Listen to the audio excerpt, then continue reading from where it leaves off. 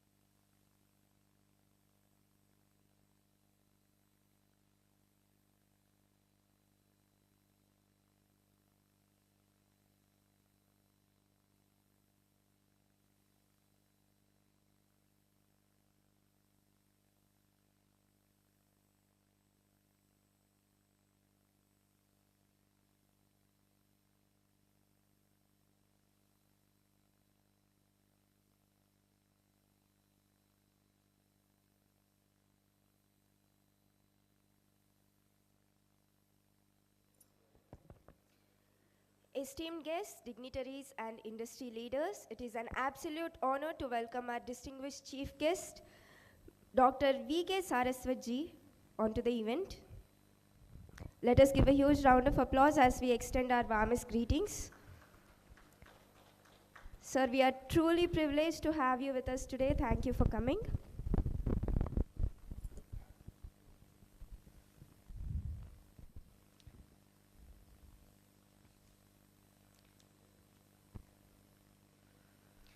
Good morning, esteemed guests, dignitaries, and industry leaders. On behalf of the FEMMI, I extend a heartfelt welcome to each one of you to the National Conference on Challenges and Opportunities in Minor Mineral Mining in India.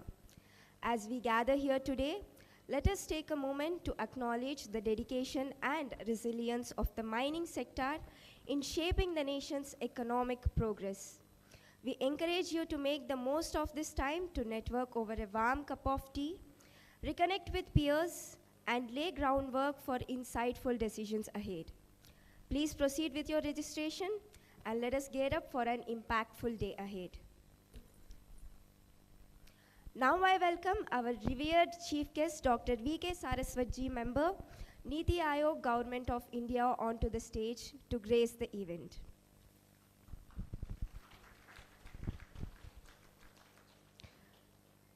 I request Sri S. Vijay Shekhar Garu, Vice President, FEMMI, to give the bouquet and the shawl to our chief guest.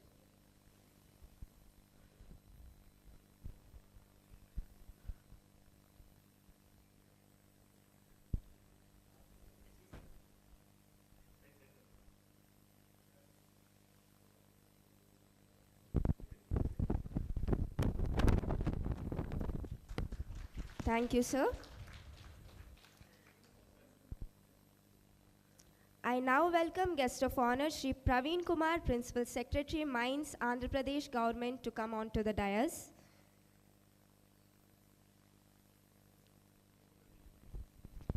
Now I welcome Professor Ram Madhav Bhattacharjee, IIT ISM Dhanbad, to come on to the dais.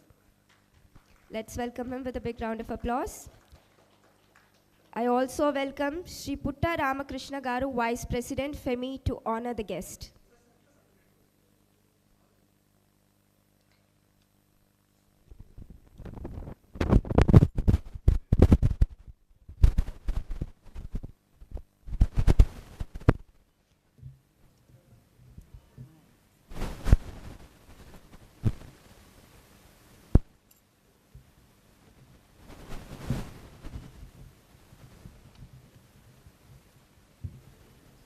Thank you, sir.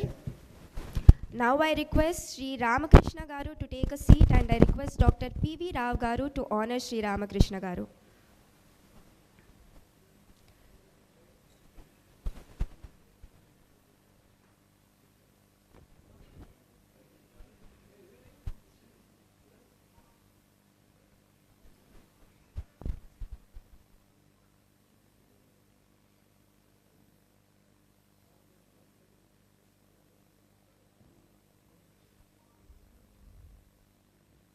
Let us keep the applause coming.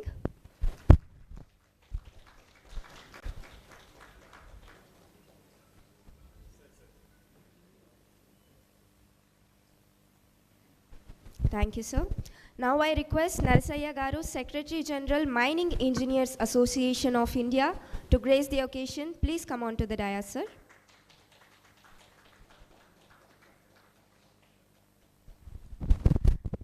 I request Dr. C.H. Rao Garu, Secretary General, to honor the guest.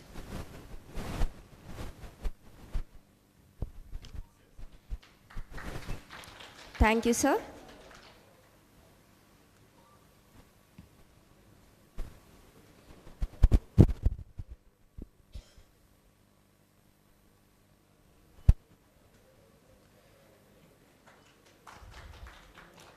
I request Dr. C.H. Rao Garu to take the seat on the dais, and I request Pranay Reddy Garu to honor Dr. C.H. Rao Garu. Let us keep the applause coming.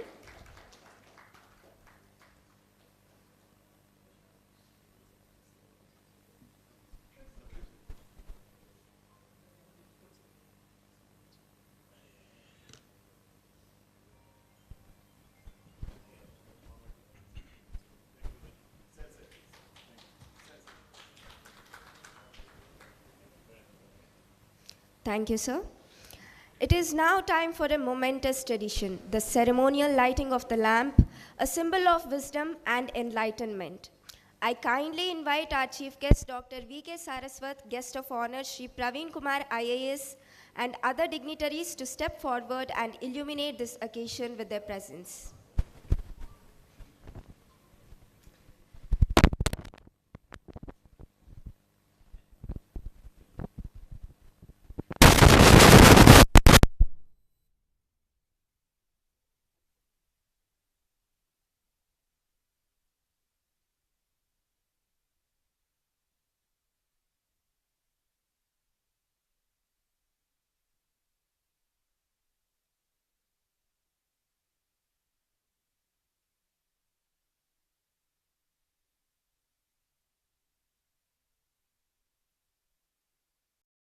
आरोग्यं धनसम्पदं शुभं कुरुत्वं कल्याणम् आरोग्यं धनसम्पदं शत्रुबुद्धिविनाशाय दीपज्योतिर्नमोऽस्तुते दीपज्योतिर्नमोऽस्तुते. Thank you, esteemed dignitaries.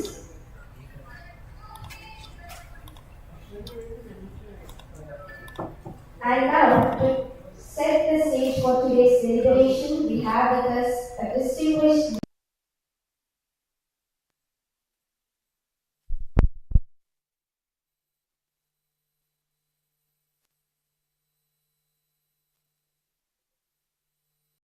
improvements have been truly remarkable. Let's welcome him with a big round of applause as he outlines the agenda of the day.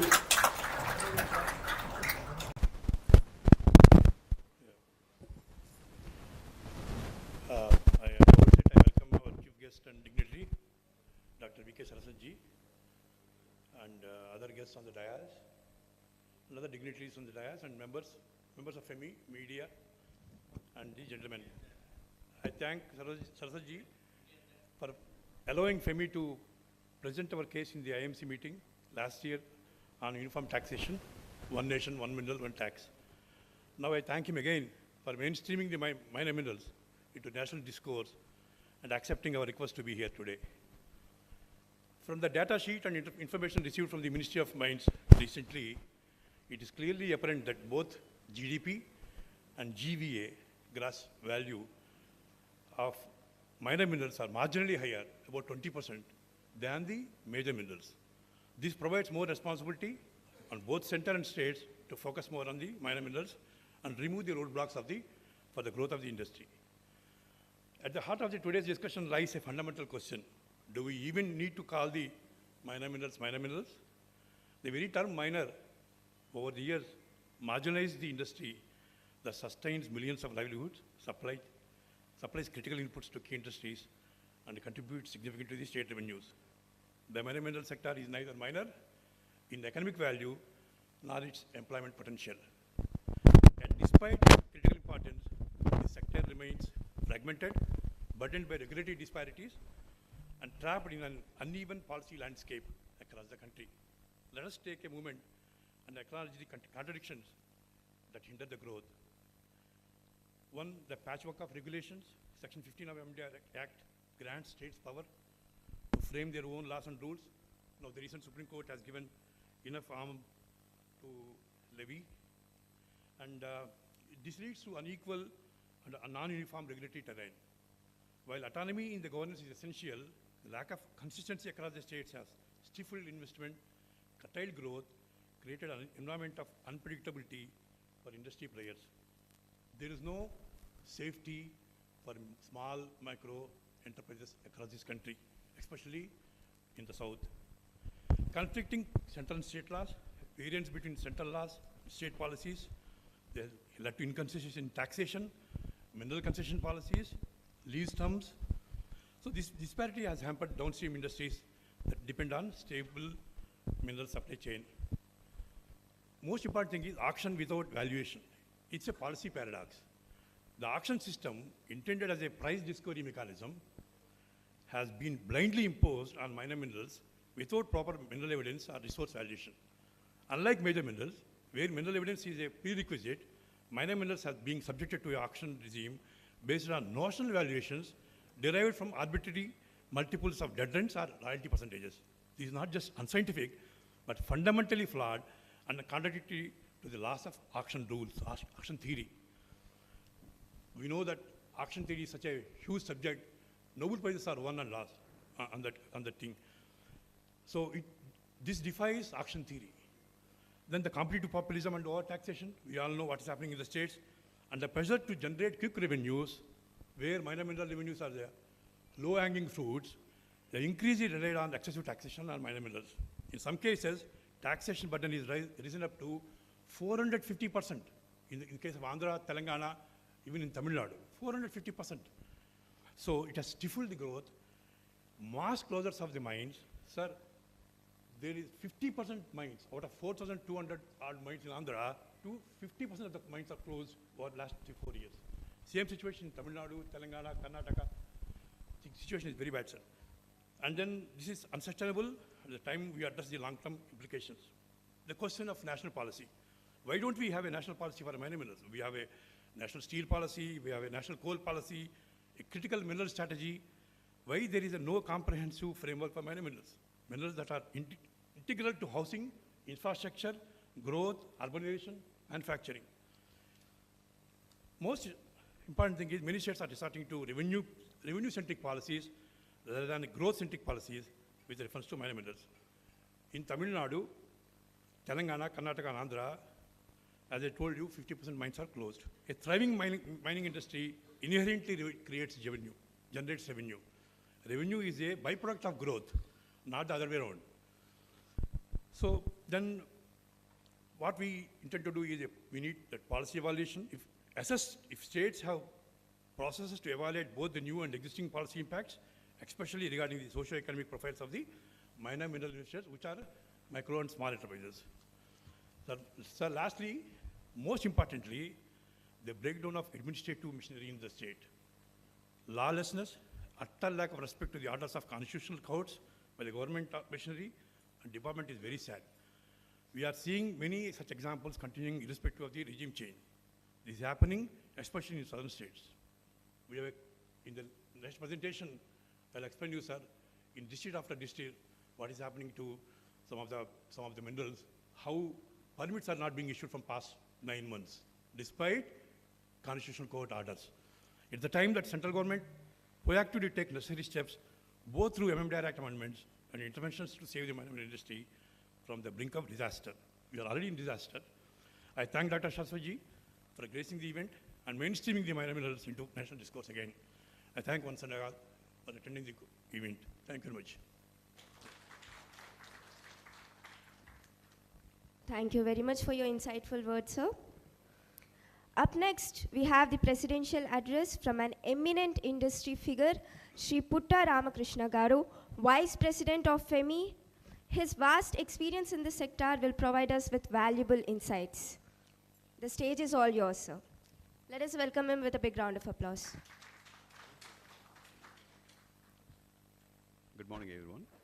Respected Saraswatji and other dignitaries on the dais, my dear FEMMI members and all the leaseholders, press and everyone, thank you for being here today. It is a privilege to stand before you today at this significant seminar organized by FEMMI. This platform brings together key voices from the mining sector to address critical challenges and explore pathways to sustainable growth. The mining industry, particularly the minor mineral sector, plays an indispensable role in infrastructure development, job creation, and economic stability. However, this sector faces pressing issues that demand urgent policy interventions and structural reforms to ensure a fair, transparent, and growth-oriented ecosystems. The role of FEMMI.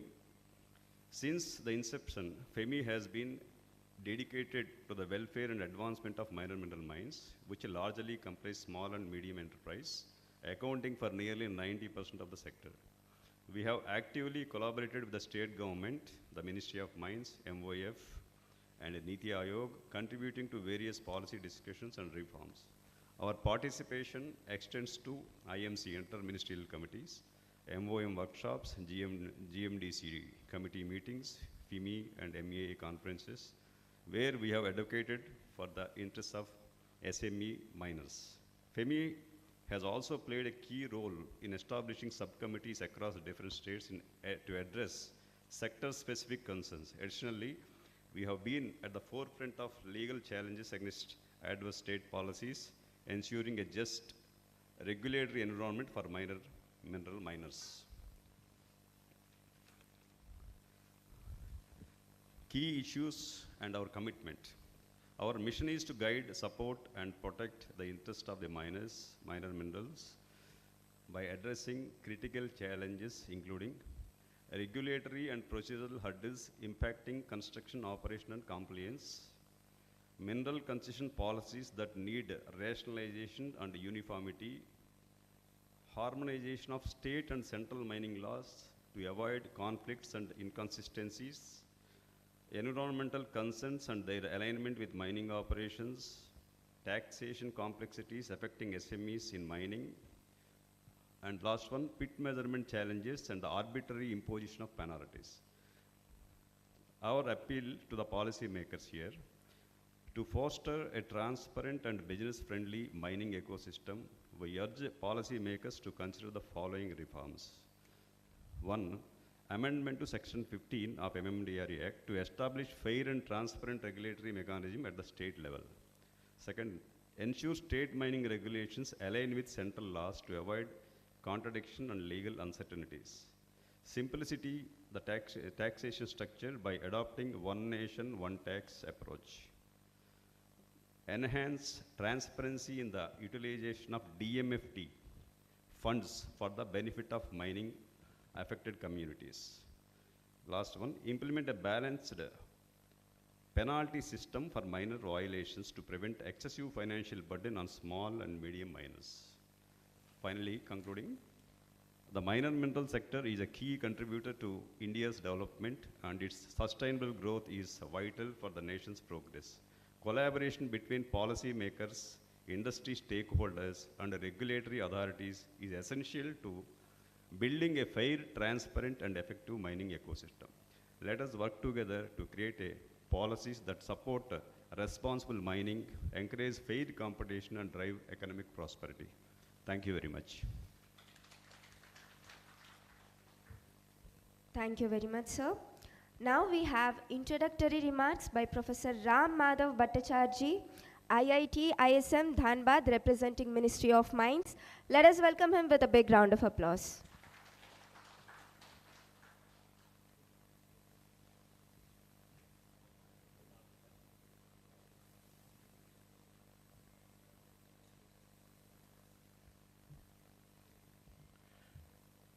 Very good morning to all of you. Dr. V.K. Saraswat, member of Niti Aayog, and other dignitaries on the dais and off the dais. I would like to express my sincere gratitude to FEMMI for giving me this opportunity to share the dais with a personality like Dr. Saraswat. And also I am thankful to Ministry of Mines, Government of India for nominating me as the representative of Ministry of Mines in this forum. I would also like to congratulate the organizer today because they are organizing this workshop, national conference, on a subject which is not normally being discussed in most of the forum. There are many seminars, conferences being organized, mostly in the organized sector or the major minerals or coal or strategic minerals, but for minor minerals, I don't see many such events. So I think this is a very appropriate step by the FEMMI and FEMMI and all other who are involved in this program. And I'm sure that the discussions today will address many of the issues. I have a presentation later on, but I'll just like to say a few words regarding the ministry's view about this. And only, I think, day before yesterday, you might have heard the Prime Minister addressing in the post-budget this discussion webinar, where he mentioned about the investment for people, for economy, and for innovation in addition to infrastructure and industry. So he was giving the emphasis on investment opportunities, and investment only comes when there is a ease of doing business. I think this is one very important aspect, that we have to create ecosystem where the investment is easier and the investors or the whether it is from national or international bodies, they're encouraged to invest in the mining opportunities. And particularly in minor mineral sector, as Dr. Rao was talking about, there are 60,000 working minor mineral mines. This is perhaps the largest unorganized sector, economic sector in this country. And as Dr. Rao was also mentioning, that the gross value addition that is more than the of minor minerals is more than that of the major minerals. But minor minerals doesn't get that importance and that focus. And today this national conference is being organized with a very specific focus on minor minerals, how the minor mineral sector can be made more attractive, more efficient, so that the country gets the benefit by using these minor minerals. Because we all understand the importance of mining and minerals. We are talking about the major minerals, but there are so many minor minerals which are very, very important for our day-to-day life and for the growth of this nation. So mining sector, particularly the minor mineral sector, needs to be given this priority with a lot of policy initiatives to be taken, as mainly this mining or mineral sector is mainly governed by the state governments. So the state's initiatives is very important. I'll talk later on regarding the two reform, these initiatives being taken by the Ministry of Mines. One is that best practices in mining, as well as second one is the state mining readiness index. These are the two things that is happening. I'll talk later in detail on that.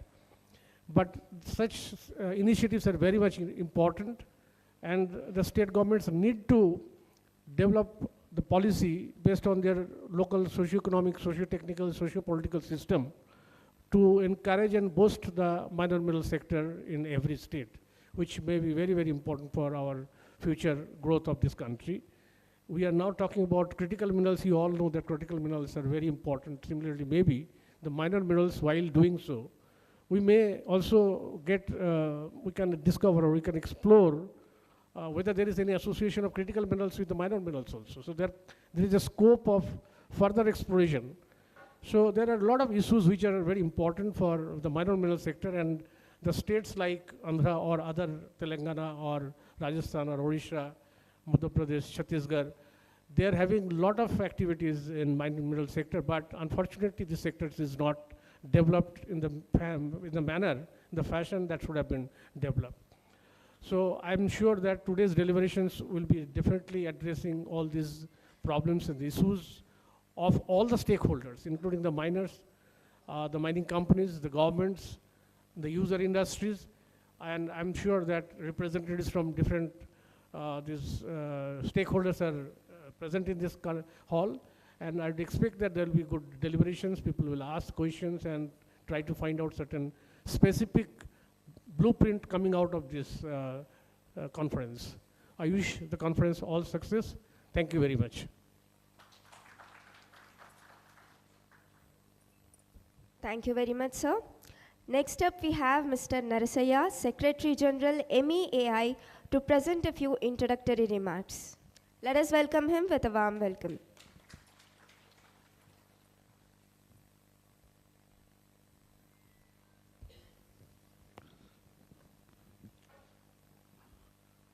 Good morning to you all. Respected Sarvata sir, Ramada Bhattacharya sir, C.H. Rao garu, and Ramakrishna garu, and other dignitaries of the dais. Today we are here on a national workshop on opportunities, challenges in minor minerals, jointly organized by FEMMI, MEAI, Ministry of Mines, and we are very fortunate to have our dignitary Sarvata sir to associate with us, look into the problems of what minor minerals is being faced. As MEA also is keen in looking into the interest and the problems of the minor minerals, MEA has separately formed a separate committee to look into the different problems or issues faced in different states. So we have a separate committee, chairman is there, and Rausab is one of the committee member. So we have assigned to the committee to look into the different states, how the systems are being followed, and so that a rational recommendations are made and submitted to the central government and the state government, so that there is a uniform policy, and different states should not have a different policies, and because if you have one policy, so it will be easy for the operators to do. And as you know, Rao Sabe has told that in minor millers, 64,000 workers are there. So it's a big, say, contributory factories there. Unfortunately, as all of us know, the due weightage is not given to the minor millers because they are basically unorganized and seasonally operated, and sometimes need-based in some places. So that's why it did not get due recognition. Now the nation wants to grow, and we are looking for a better future and higher GDP growth. So now it is the time that we should look into these aspects of minor millers faced in different states, and definitely now the operators, then government agencies, then organizations are here. Definitely the deliberations made here all brought into the recommendations, and we'll submit it to the different state government and the central government, so that a good policy is evolved out, so that the minor miller organization, the minor miller is run in a smooth, just like a major minerals. Actually, the difference is whatever is under MCDR, that is taken in a major minerals, other than that is given to the states, that is called minor minerals. That is the only difference. Am I correct, sir? I think as per MCDR's rules. So that's why now the time has come that we look into the minor mineral issues, and a lot of deliberations will there. I wish this seminar will go in a long way for the help of the minor mineral issues. Thank you for giving me this opportunity, sir. Thank you, sir.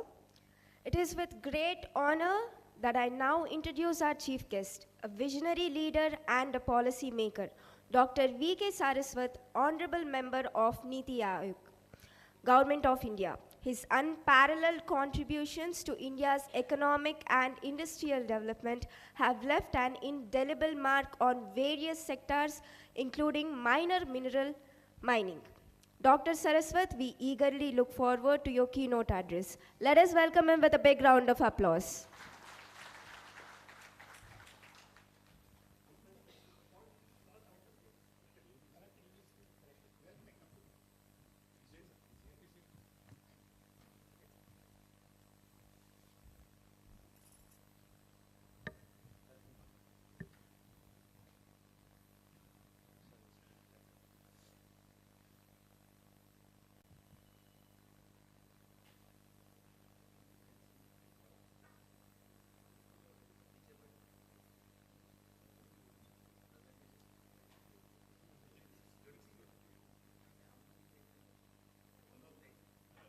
Good morning, namaskar, all the distinguished dignitaries on the dais, dignitaries of the dais,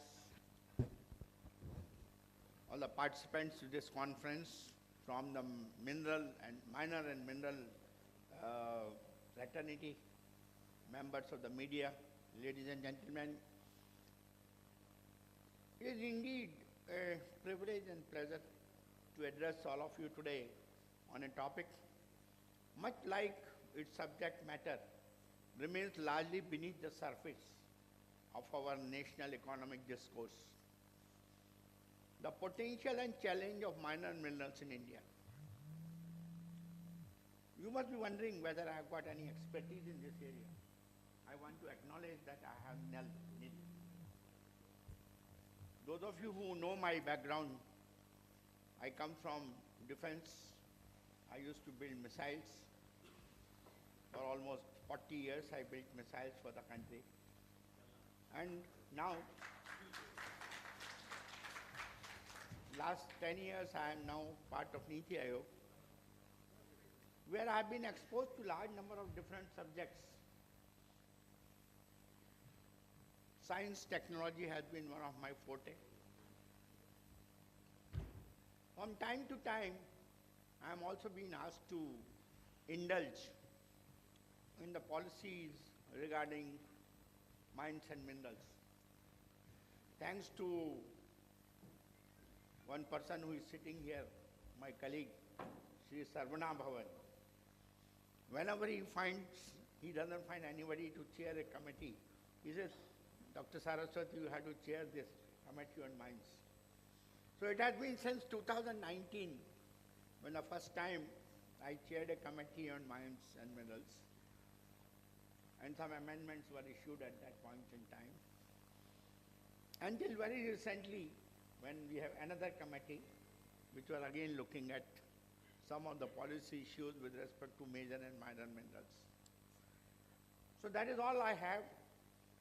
I have been lucky that I have been advised and educated by people like Sarvana Bhavan and others who have really played a major role as far as the mining industry is concerned. While we often focus on major minerals like coal, iron ore and bauxite, which power our industries, there exists a parallel mineral economy of immense importance that supports local livelihoods, which fuels construction and constitutes the very foundation upon which our infrastructure stands. So the forum organized by Niti Aayog and FEMMI comes at a critical juncture for India's mine and mineral industry, a sector that holds immense potential for economic growth, employment generation, and sustainable development. Last night we were having dinner together. Dr. Rao was there, many of the other colleagues were present. They also educated me on what's the status of mine and mineral today. And if I go by what words I heard from them, I can only say that it is one of the most neglected sectors as far as the country is concerned. Neglected from the point of view that all the policies which have been there as part of this, they have always been to basically promote the mining of minor minerals, but not in a very structured manner. So today what we are talking of is what should be done to make this particular sector a structured system of doing business. India produces as many as 88 minerals, which include 4 fuel minerals, 3 atomic minerals, 26 metallic and non-metallic minerals, and 55 minor minerals. In fact, even I was not knowing till I was explained what is minor and what is major. So I thought I will just give this definition from the Development Regulation Act on Mines and Minerals of 1957, which defines minor minerals as those minerals that state governments have the authority to regulate. According to Section 3E of the MMDR Act, minor minerals include building stones, gravel, ordinary clay, ordinary sand, other than sand used for prescribed purposes, and any other mineral which the central government may, by notification in the official gazette, declare to be a minor mineral. ठीक है? Yeah. In addition to the minor minerals specified in Section 3E of the MMDR Act, the central government has declared the following minerals as minor minerals. This is a very exhaustive list, right from boulder, shingle, lime shell, muram, brick earth, fuller's earth, benomite, ramati, stone, quartzite, and all that. So many of you are aware of what are these. Further, the Ministry of Mines on 10th February 2015 notified 31 additional minerals under the list of major minerals as minor minerals. These 31 minerals account for over 55% of the total number of leases and nearly 60% of the total leased area. And these are agate, ball clay, barytes, calcite, chalk, china clay, feldspar, fire clay, quartzite, quartz, pyro, you know these numbers. So these are all which are part of the list which has been now. It was done in 2015. I think Dr. Rao was trying to give us that both from the point of view of GDP as well as from GVA. The minor minerals contribute significantly. What is that significant number? According to the Indian Bureau of Mines, the production value of minor minerals in India reached approximately 69,347 crores in 21-22. This is particularly significant since minor minerals contributed about 34% of the total mineral production in India as on 2022.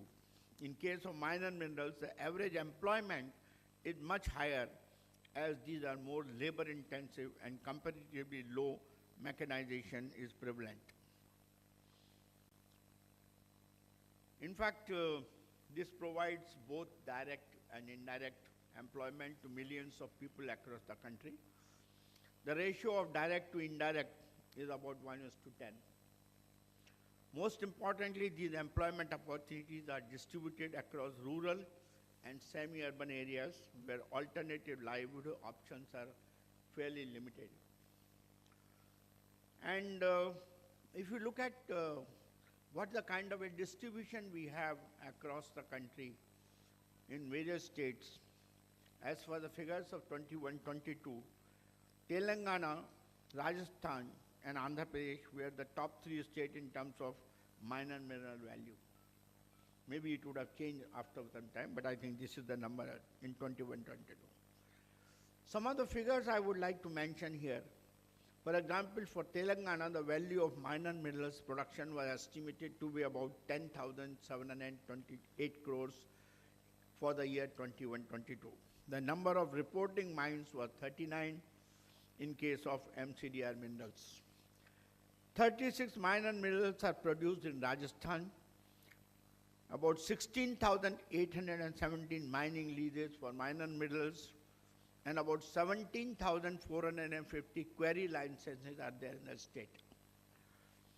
In the year 23-24, the total revenue from minerals in Rajasthan was about 7,491 crores, and the sector contributed 3.4% to the state's GSDP.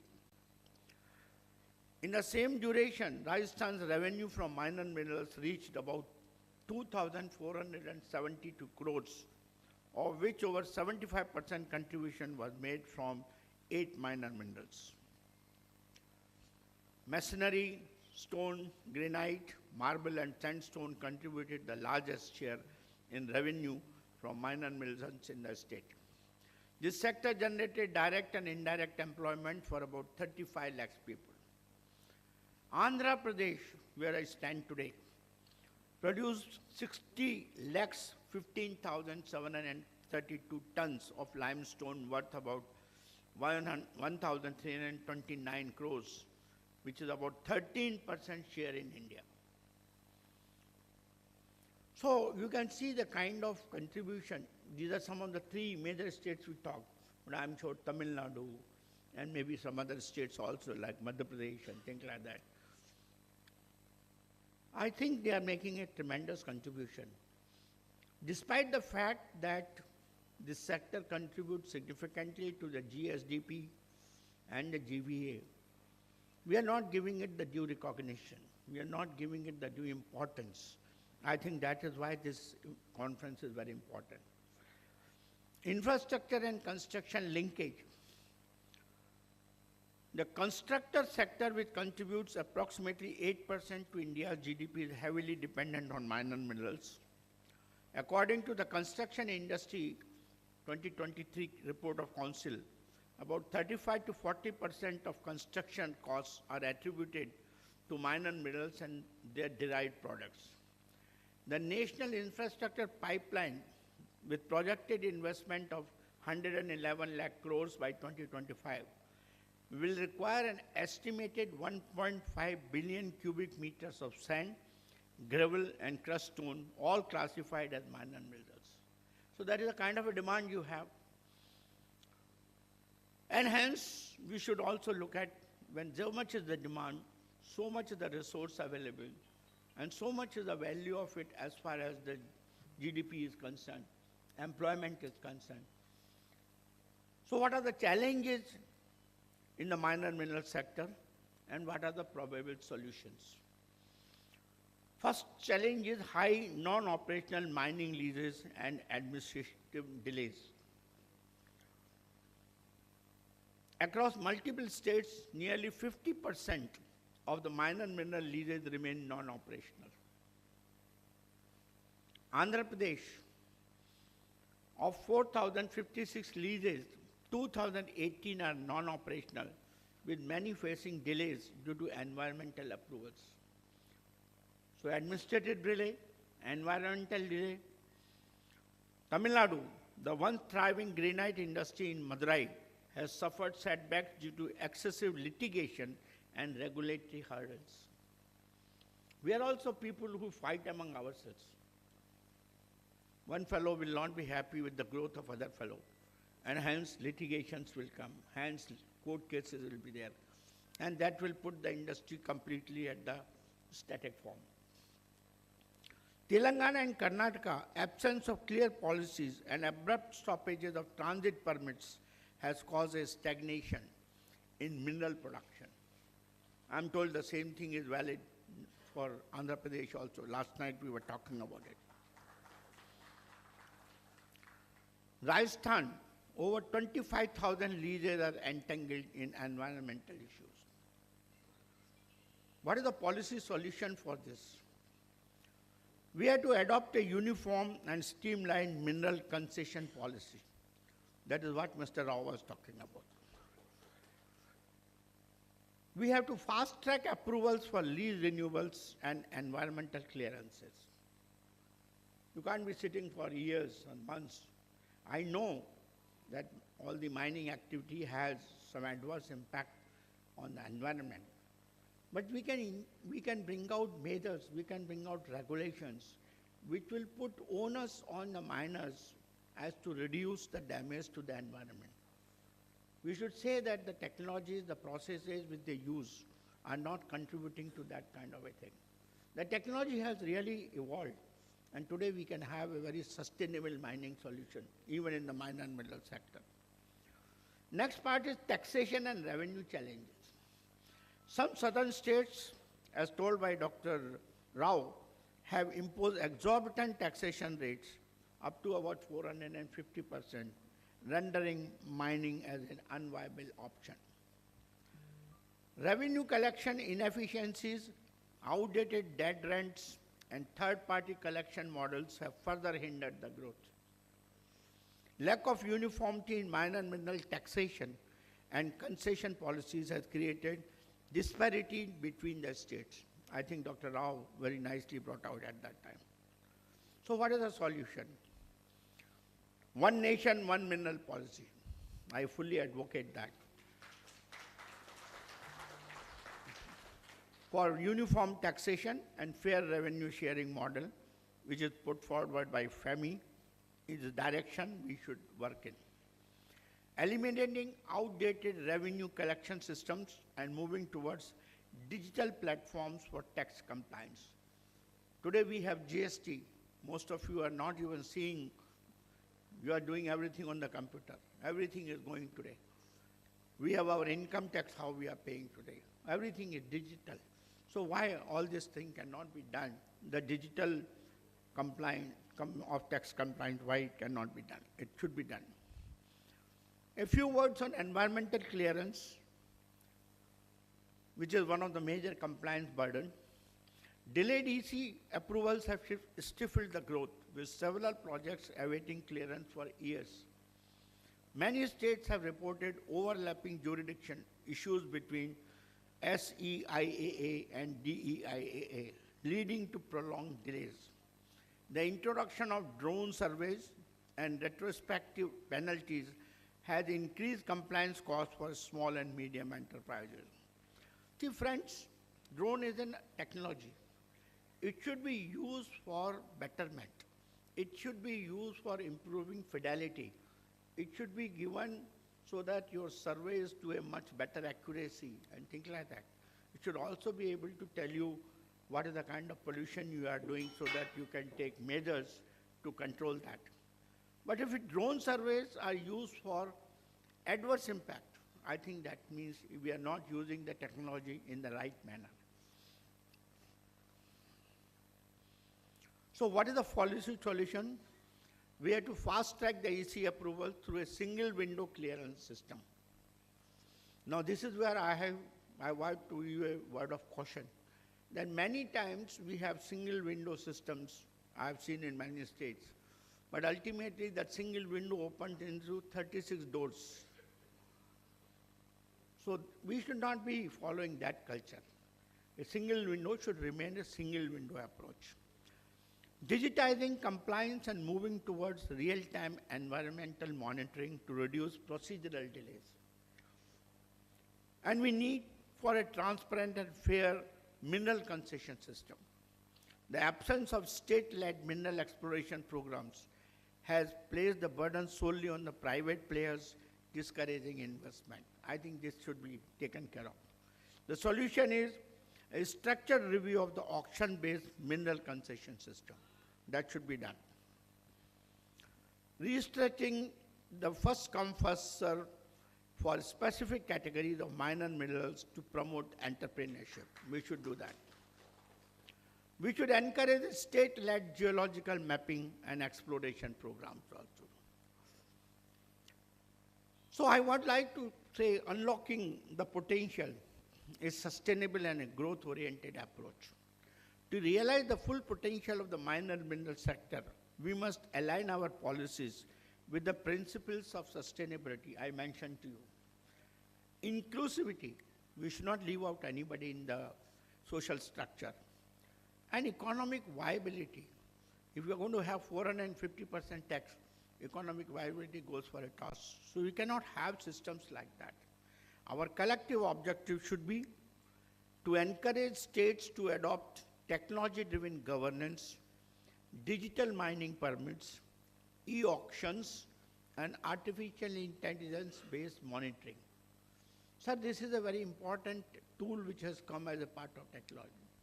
What we could not do for many, many years of effort, you can do with the use of AI in a much shorter time and with much better fidelity.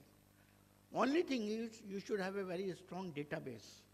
You should create such strong database on all aspects in terms of resources, in terms of reserves, in terms of capabilities, in terms of geological locations and so on, transportation data, all that should be part of the whole mining ecosystem. And if you have that, then I think monitoring will be a very easy task.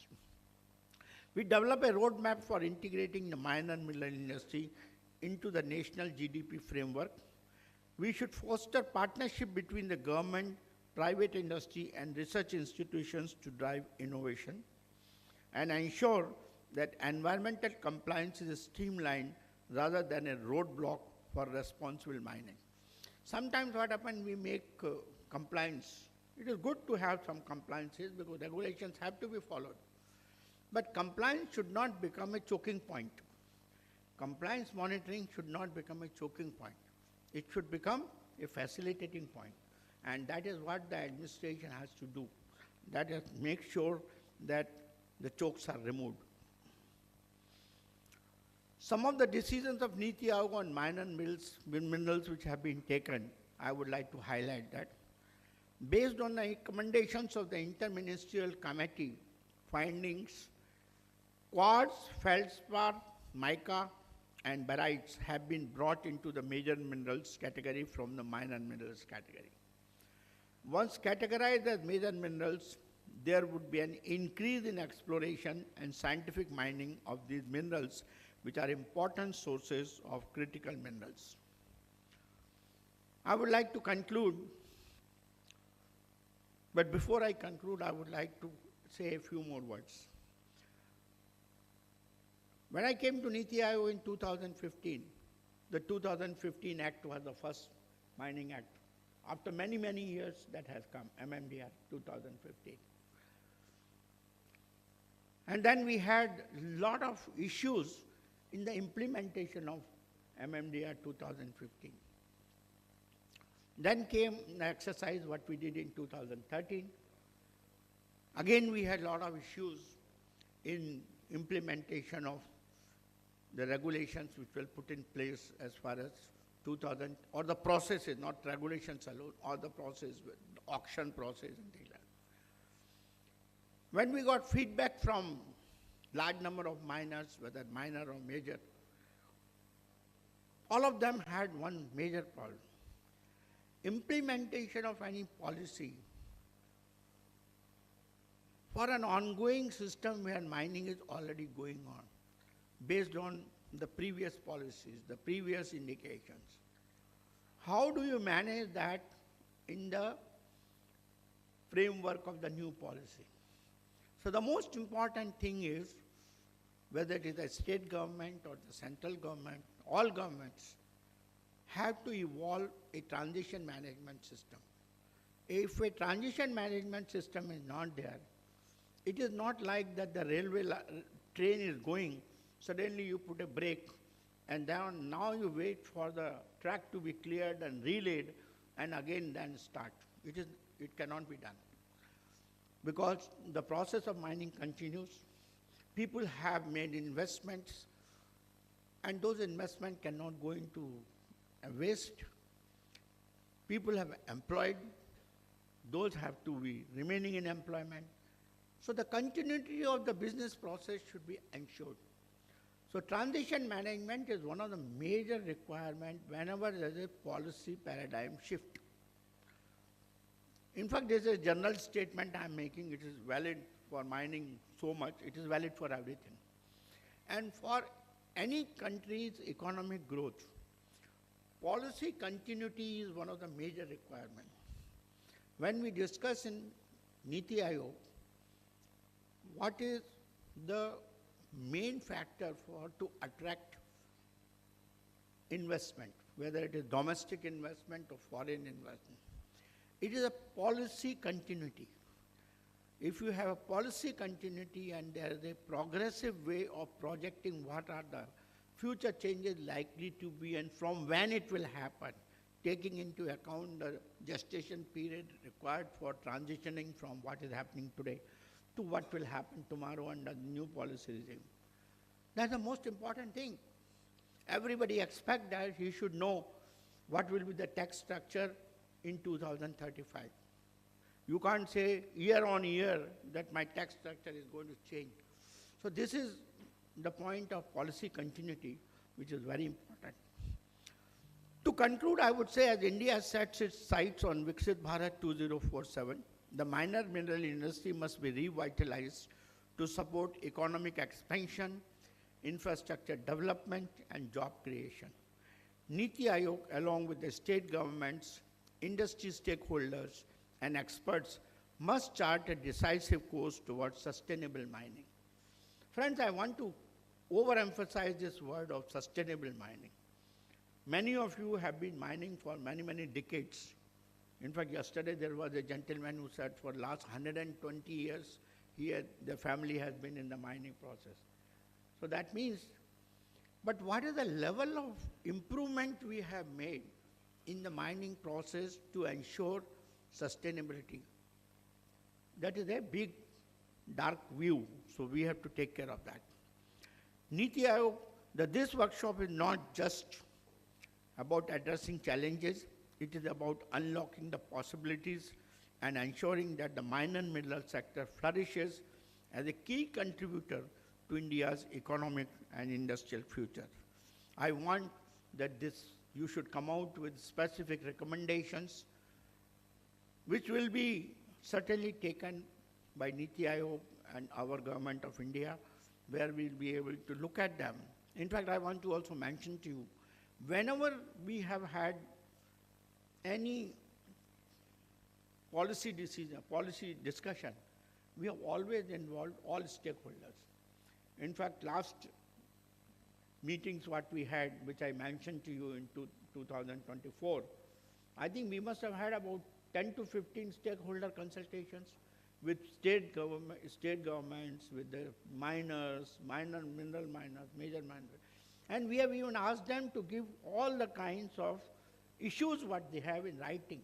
And issue by issue we have tried to discuss, and then only the latest policy is coming, where we have converted some minerals from minor to major and things like that.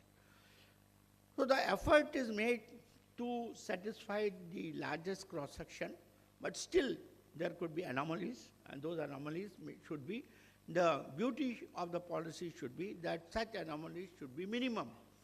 There is nothing like Ramaraja today, but even in Ramaraja there was a washerman who was not happy. So we have always anomalies. There will be always some people who will not be benefited. But if the majority is getting benefited, I think it's a good policy. With all these few words, I would like to say, wish you all the very best in this conference, and I hope the mine and mineral sector, after this conference, comes out with flying colors, contributing to India's economic growth. Thank you very much.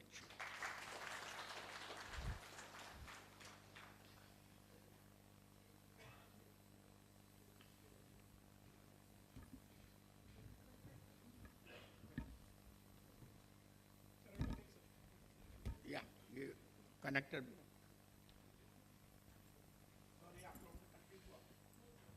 Thank you very much, sir. As a token of our deep appreciation and respect, we would now like to present a special memento to our esteemed chief guest.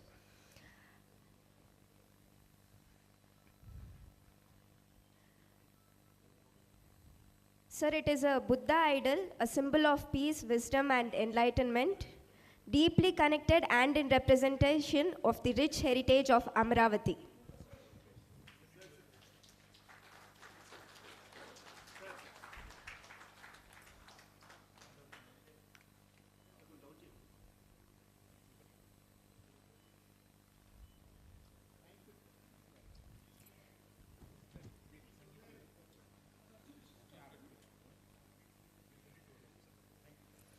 Thank you very much, sir.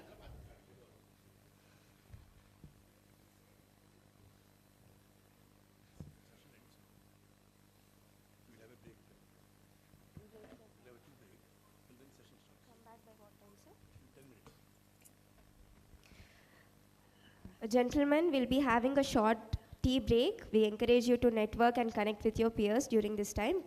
We'll be joining shortly in 10 minutes. Thank you.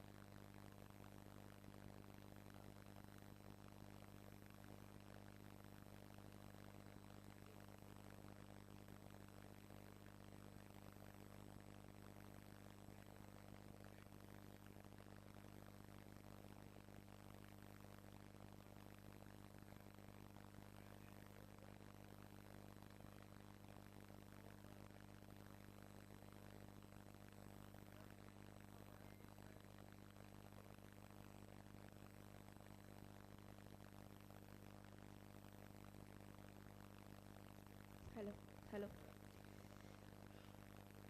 Ladies and gentlemen, we now transition into our technical session where industry experts will delve into crucial topics shaping the future of minor mineral mining. As moderating this session, we have Sri Sarvana Bhavan, Deputy Advisor, Niti Aayog, Government of India, New Delhi.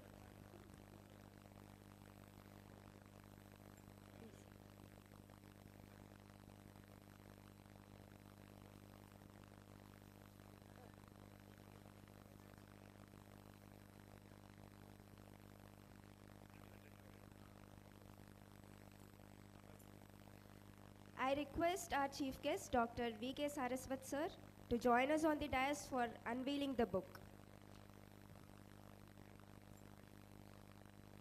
I invite all the Federation members also onto the dais for the unveiling of the book.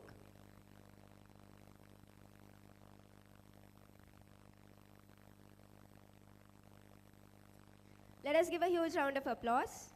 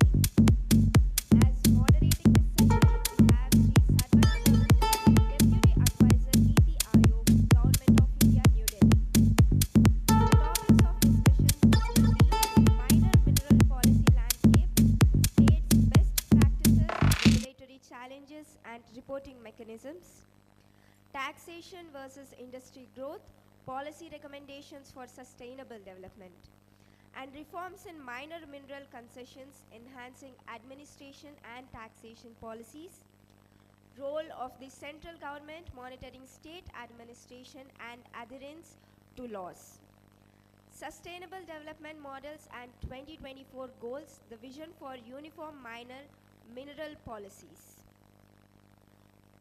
Again, we have one nation, one mineral, one tax, the need for a unified framework. So this session will now proceed with discussions from our expert panelists. First up, we have presentation from Dr. C.H. Rao, Secretary General of Federation of Minor Minerals Industry. Let us welcome him with a huge round of applause.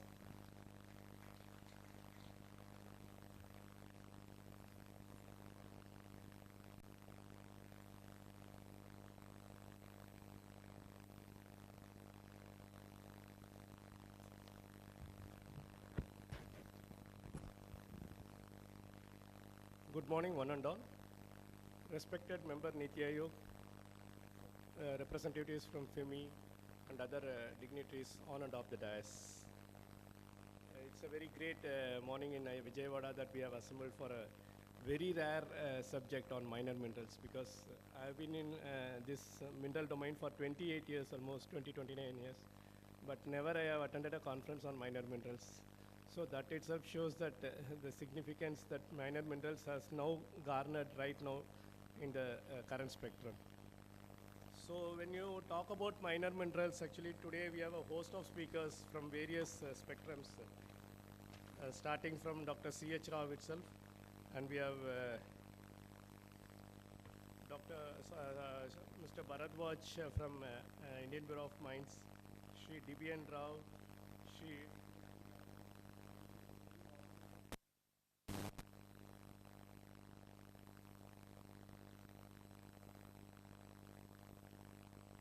who are going to deliberate on today's topics.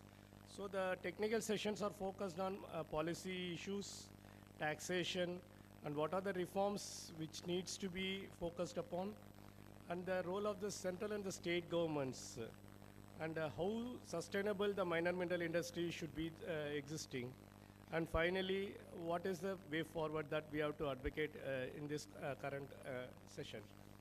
So if you think about the minor minerals, actually, India was producing almost 89 minerals in total.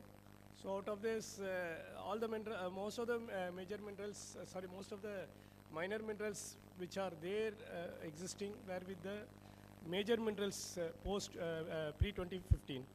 So on 10th February 2015, the Government of India brought these 55 minerals into the minor category, thinking that state should administrate these minerals in a much better way, because instead of a central specific policy, state policies will be very vibrant to focus on these minerals.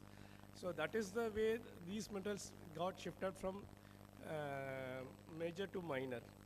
And recently there is a notification which has been issued by the Government of India that 4 minerals, quartz, feldspar, barite and mica has been brought into the major list once again. But the purpose of bringing these 4 minerals into the major category is these minerals occur in tandem with critical minerals. There is nothing else actually. It is not to plug the state powers and put it into the central kitty. It is nothing like that. It is in the interest of the critical minerals that it is a well thought decision from Niti Aayog and Ministry of Mines.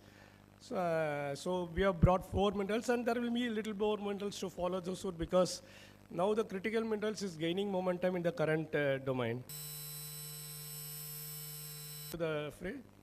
And Dr. Rao was advocating with us for last 1 or 2 years that minor minerals have not gained prominence. So we have to think about minor minerals and especially the taxation mechanisms. See, if you take the minor and the major into different categories, major minerals like limestone, iron ore, all those things have a set of policy framework actually. GSI does the exploration. They convert the exploration blocks into auctionable blocks or the mining blocks. And then there is a GR built into it, and there is a spectrum, there is a lineup followed it, that there will be a NITs involved. In NITs, you have all the documents there. At least out of the 100% built up resources, we have 80% resources into the factor. But in case of minor minerals, it is not so. Minor minerals, it is just you take the volumetric basis, calculate the resource and put. But once you open up the mine, you are very doubtful whether the same grade will continue or not. So actually there should be a geological department which should focus exclusively on exploration techniques and bring the resources which in future it will be converted into resource. So resources to resource position is a gray area in state spectrum. So that needs to be focused in this particular session also. And as rightly pointed out by our member Niti Aayog, one nation, one tax. So the Honorable Prime Minister of India always tells, one nation, one election. So if you think in that same way, one nation, one election, so it is also a good concept. One nation, one tax. So once if you have a similar tax regime prevailing in the country, so actually a businessman, whether he goes to Gujarat, whether he goes to Andhra or Tamil Nadu, he knows what he has to put and what he has to gain, so that the laid down principles are there. But suppose if you take Andhra, there is a COVID tax inbuilt. So all of taxes, actually COVID has died, but the tax has not died. So that is the fundamental thing of telling it actually. So you have to plan your approach in such a way that it should be a business viable mechanism, not that you dictate revenue for the states. I'm not mentioning any states actually. Most of the states are practicing the revenue mechanism rather than a systematic and a technical mechanism. So these points, I want the panelists to focus on these points. It's not that you focus on X, Y, Z. You be very specific on the approach which we need to follow. And as pointed out by Ra, they want an amendment in Section 15. So actually this amendment will not take place in a couple of weeks or months. It has to be well administered, well thought of, well analyzed. And then you have to come up into a win-win situation between the states and the center, because the states will not leave their powers and the center will actually always try to adjudicate a common path. So with this focus in mind, I request all the panelists to tune up their mind and focus only on the way forward issues rather than having a technical deliberation. We want a very focused administrative approach in respect of minor minerals. With this, I request Dr. Rao to share his views.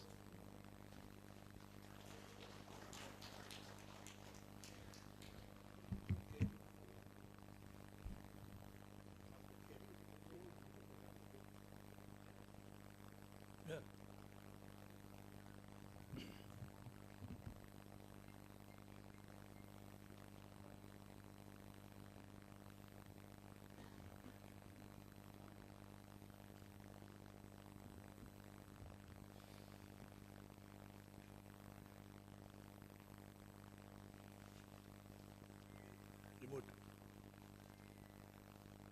Yeah. Yeah, dignitaries on the dais and off the dais. I'll try to shorten my, there are 100 slides, quickly run through the thing and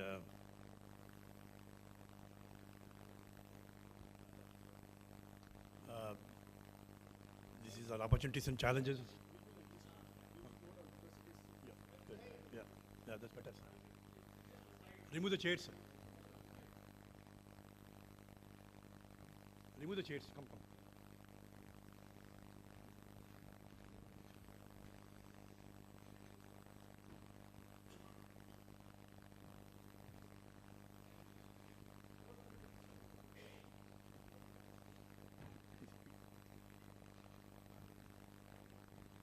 So without wasting time, sir, I'll quickly run through the entire thing. The global mineral production, out of 84% is industrial minerals and construction minerals, which are exactly the minor minerals. 13% are energy minerals, 2.5, 2.8 is metals. Globally, trade wars, minerals are redefining geopolitics, what is happening between America and Ukraine and Russia. We can a clear example. Trade wars, technology is bringing pressure, mining industry all over the world facing complex challenges from all directions, environmental climate challenges, global maintenance skills, shortage of fuel. Then there are, as you speak, there are 100 armed conflicts across the globe, 20 coups happening in the week, as we speak. In India, competitive populism, corruption, policy paralysis, insensitive government policies to industry needs, judicial activism, and sorry to say that bad press sets the agenda of the mining.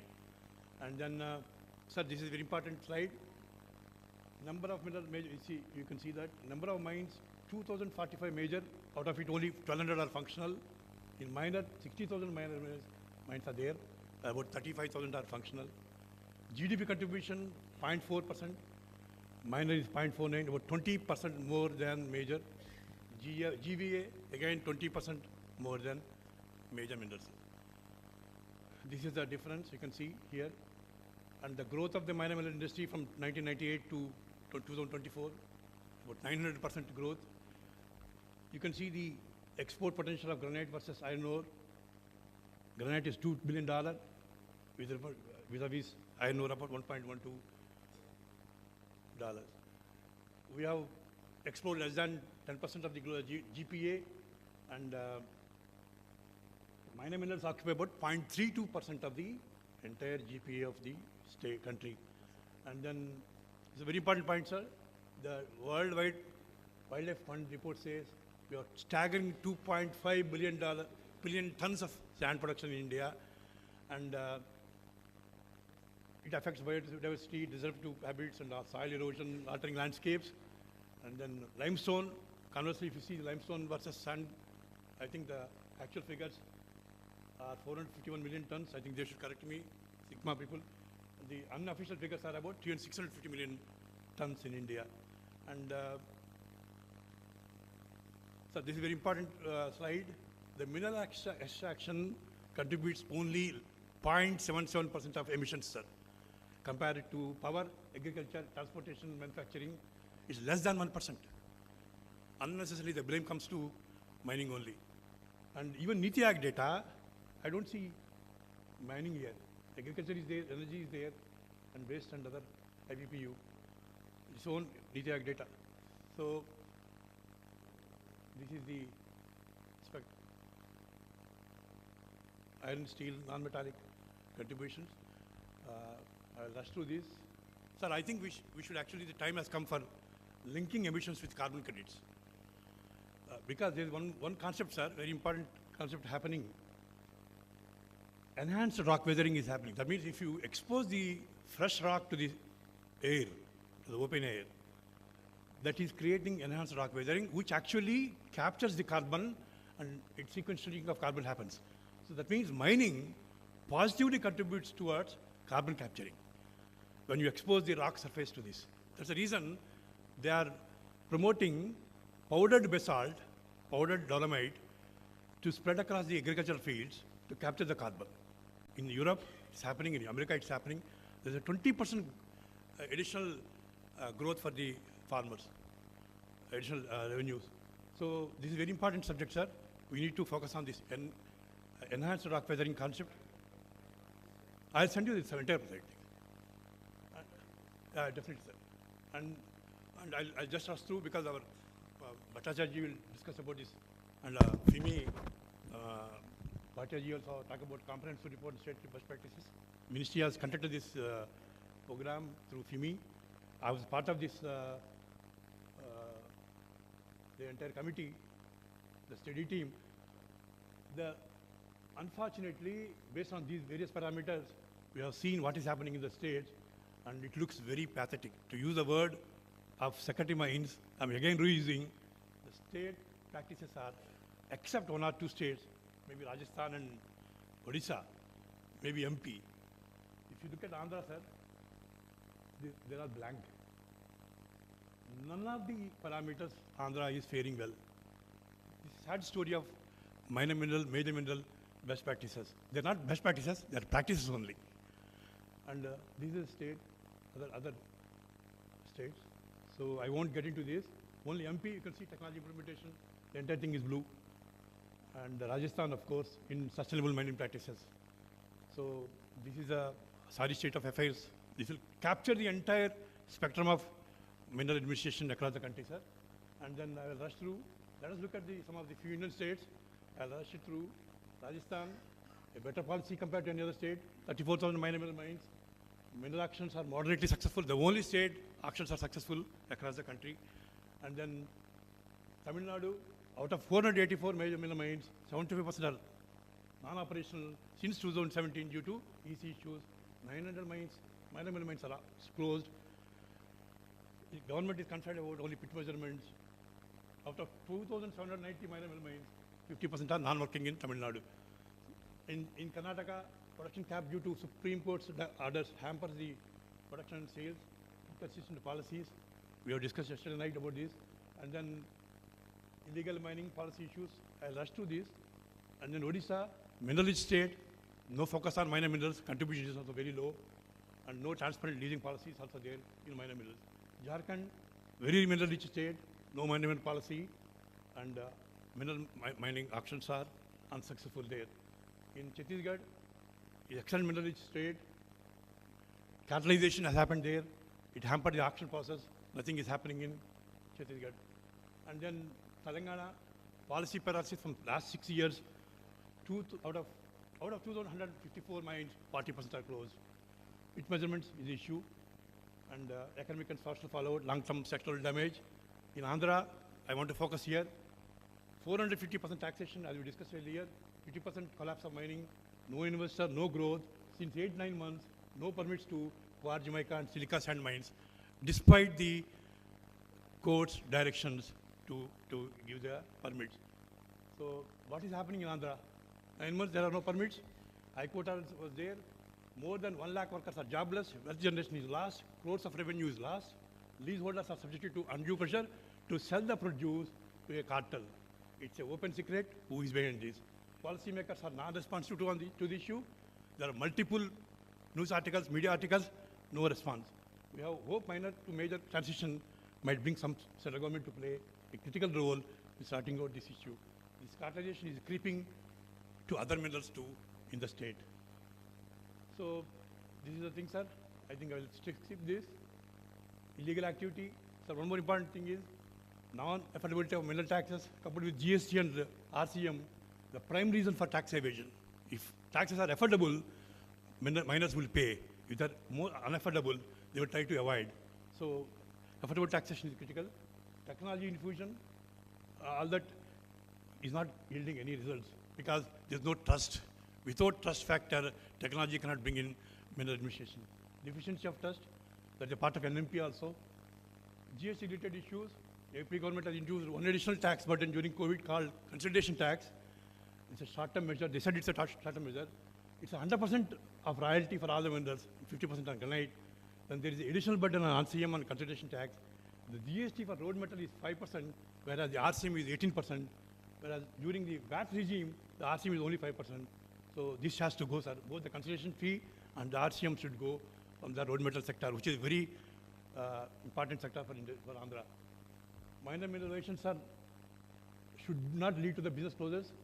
Most pressing concern in the industry is harsh treatment to even to the minor violations, which often leads to unjustified shutdown of entire operations.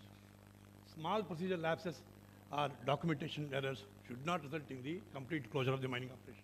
Instead, a graded penalty system should be adopted, and major violations can continue to face stricter legal consequences. Pit measurements is a critical subject, sir, affecting the mining industry. It's arbitrary imposition of penalties. There is no clear provision in the Amendment Act allowing retrospective pit measurements for imposing penalties in legally held leases. While illegal mining must be dealt with, the process of measuring pits retrospectively demanding penalties leads to harassment, legal uncertainty, disruptions for the genuine operators. So, this is important subject. DMF, sir, very important. Percentage of DMF fund utilization in mine areas is below par. What you suggest is,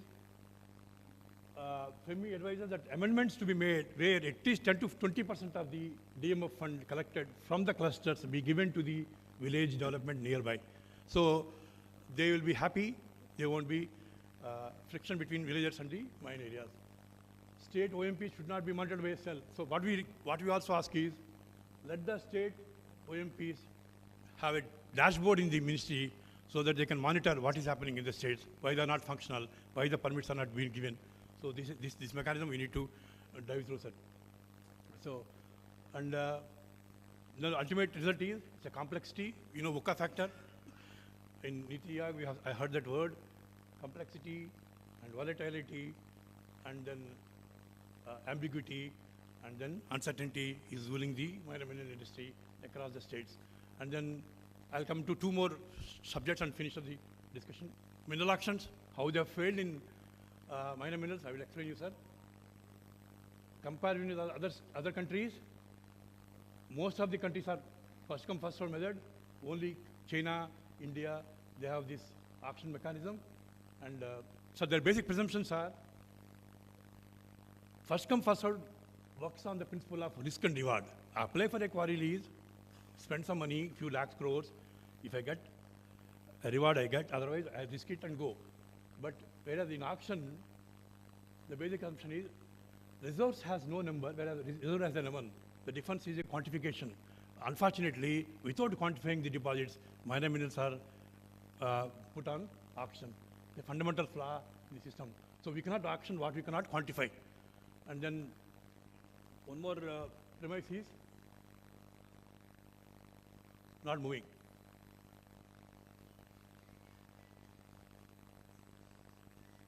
Struck. Yeah. Simply put, auction is a price discovery mechanism. So we must understand this, sir. And I'll skip this. I'll show you one slide how major mineral auctions are happening. Out of 442 auction blocks in major minerals, only 74 are operational. I think 17. 17. That's a very pathetic state after 10 years of auction regime. And minor minerals, I'll explain you very shortly what is happening state by state. Karnataka, 34 blocks are auctioned, 162 are auctioned. Gujarat, 162 auctioned, 39 crores they have collected. Karnataka, 34. No, nothing is working, failed. Tamil Nadu, 13 blocks auctioned, got about 50 crores. For past 10 years, I'm telling sir, that failed. And Chhattisgarh, 265 blocks, 26 crores, auction failed from past 20 years. Telangana, nothing is happening, paralysis. Andhra Pradesh, only 35, this is old data. And Rajasthan, the only state, is partly successful. And massive evasion of taxes happening there also. In Kerala, nothing is happening. MP, nothing happening. Auction is a failure. And Uttarakhand, Uttar Pradesh, Punjab, Himachal, auction has been a consistently failure across the minor mineral spectrum. So I will not go into the details. I will skip it. And then globally, it's a thumb rule that the exploration has that pulls the mining and not the other way around. So unfortunately, this is not happening in minor mineral parlance. So one important thing is, in the presidential reference, 2G auction, no constitutional mandate for auctions, sir. Auctions are not the only permissible method of disposal of our natural resources. All natural resources across the sector in the circumstances, and court cannot mandate one method to be followed with all facts and circumstances. Therefore, auction as the economic choice of disposal of natural resources is not a constitutional mandate. Clearly, Supreme Court has said it in the court. Unfortunately, we are still following options. So common good is the sole factor that has not been followed. So one more subject I'm finishing, the minority taxation. States are facing substantial financial strain from the impractical welfare initiatives, leading them to enforce hefty mineral taxation due to the relatively inaccessible nature of the mineral revenues. Minor minerals are low-hanging fruits.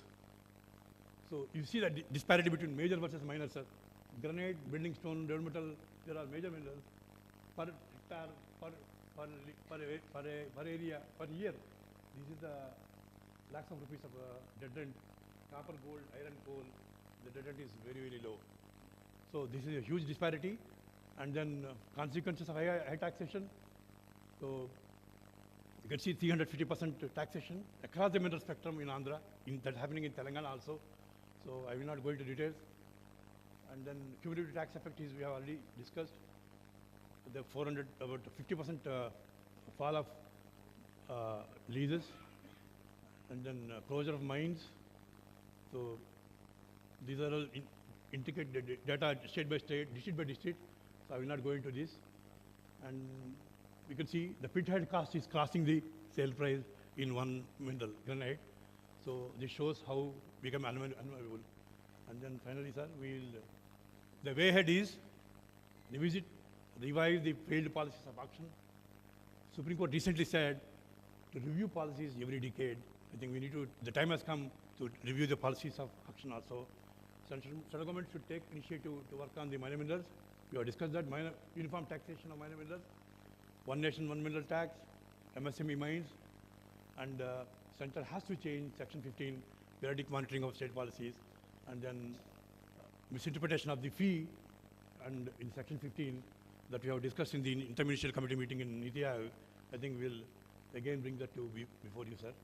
And then need for amendment in the Section 15, one nation, minimum mineral tax. So FEMMI adjusts one nation, one mineral policy across the country. Thank you, sir. Thank you very much for this opportunity. Thank you.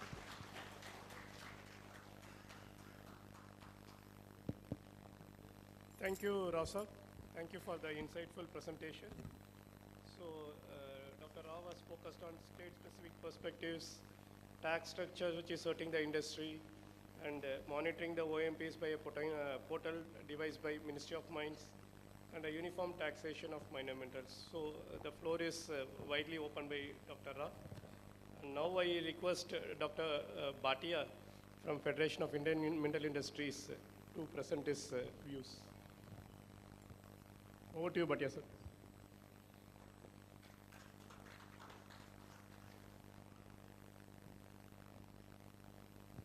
Sir, time is 10 minutes.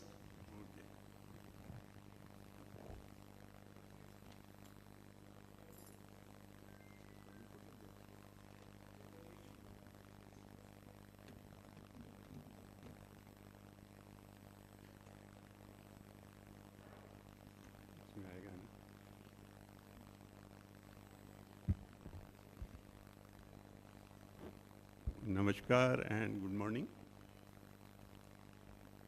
Dr. V.K. Saraswat, Member Niti Aayog, Mr. Sarna Bhavan, Deputy Advisor Niti Aayog, Mr. Ramakrishna, Vice President FEMMI, Dr. Rao, Secretary General FEMMI, other representative of FEMMI, all delegates, ladies and gentlemen.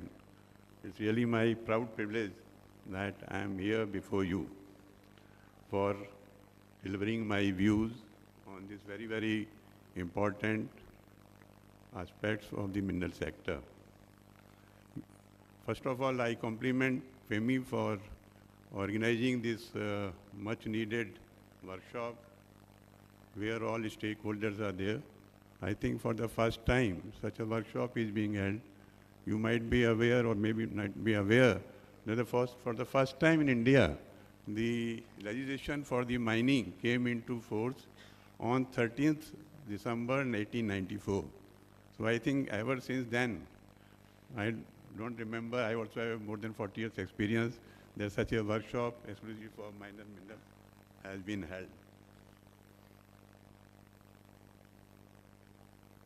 Now coming to the main topic, we know that No, no, not this one. No, not this one, other one.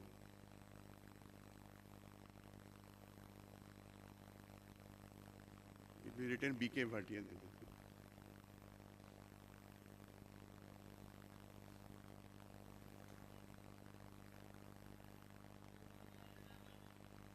Yeah, that's right. As we were discussing since this morning, that mining, this minor mineral sector plays a very, very important role. And the total contribution of, in terms of GVA, is 2.13%. And out of which, if we see that 0.53%, that is much more than major minerals, what we call 0.43% is there. So his contribution is much, much higher, is almost 55% more than the major minerals. Right now, while comparing with the major minerals, only 1,206 working major mineral mines are there in the country, whereas we have more than 60,000 mines for the minor minerals. So we have commissioned a study, our Skill Council for Mining Sector, in the year 1890, which PwC carried out, where it was mentioned that 2.35 million workforce is in the mining sector, out of which 1.4 million workforce, almost 60% was accounted by minor minerals. And the projected demand for minor minerals is 1.53 million tons during this current year. Whereas Dr. was also telling this morning that one direct job creates 10 additional jobs. So total jobs in my mineral sector, this minor mineral sector was thought to be 15 million workforce, means almost 1.5 crores. So such is the potential of this generation of employment of this minor mineral sector. And at the same time, it's also a very significant contributor for the foreign exchange. Almost 21,000 crores we are exporting these minor minerals. And this, of course, mainly it is of granite and marbles are there, but so such a potential is there in minor minerals that, of course, we have not been leveraging it fully. So now coming to the historical perspective, as I was mentioning, that for the first time, this on 13th December 1894, the rules for grant of mineral concessions were promulgated.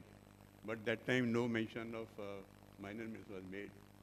In the year September 93, a new set of revised rules were promulgated, and for the first time, reference was made to minor minerals. Of course, as such, there was no definition of minor minerals that time. Only 4 minerals, your slate, building stone, limestone, and clay, were mentioned there.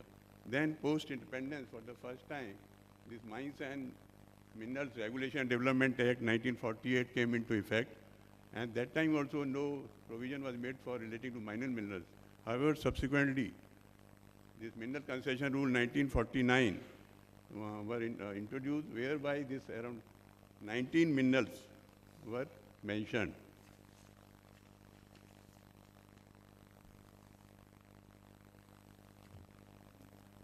Now coming to when this 1957 Act came into effect, then of course this was the first time this definition of minor minerals was prescribed, where this beside building stone, gravel, ordinary clay, these were the minerals, but for the first time it was mentioned that any other mineral which the central government made notification in the official gazette declared to be a minor mineral.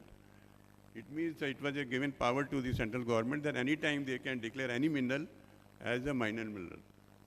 So as a result of which, of course, now we have this called 55 minerals are there in minor minerals category. And as for coming to the regulation, section 14 of the Act stipulates the provisions of section 5 to 13 not to apply in respect of minor minerals, meaning thereby the regulating relating to grant of mineral concessions.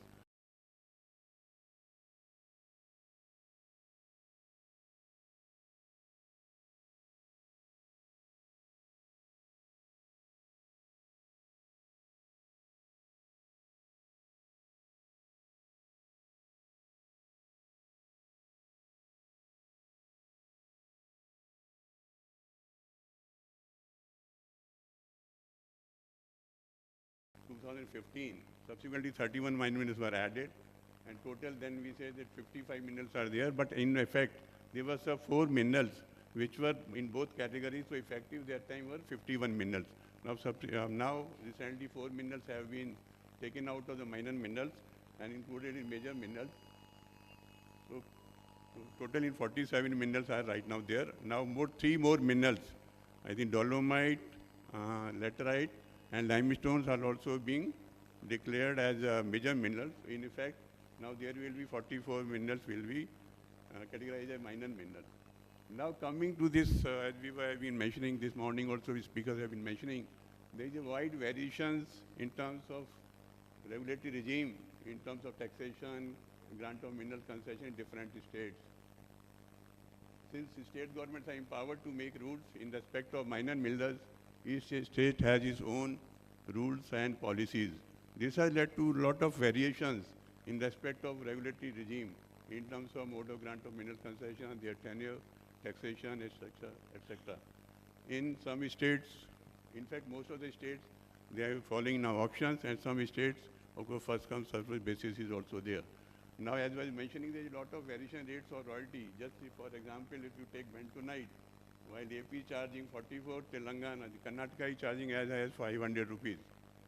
And in case of, say, marble, Karnataka is charging 1,000 rupees per ton, and whereas Telangana is charging, Gujarat is charging 230 only. So much of variation is there. What happened?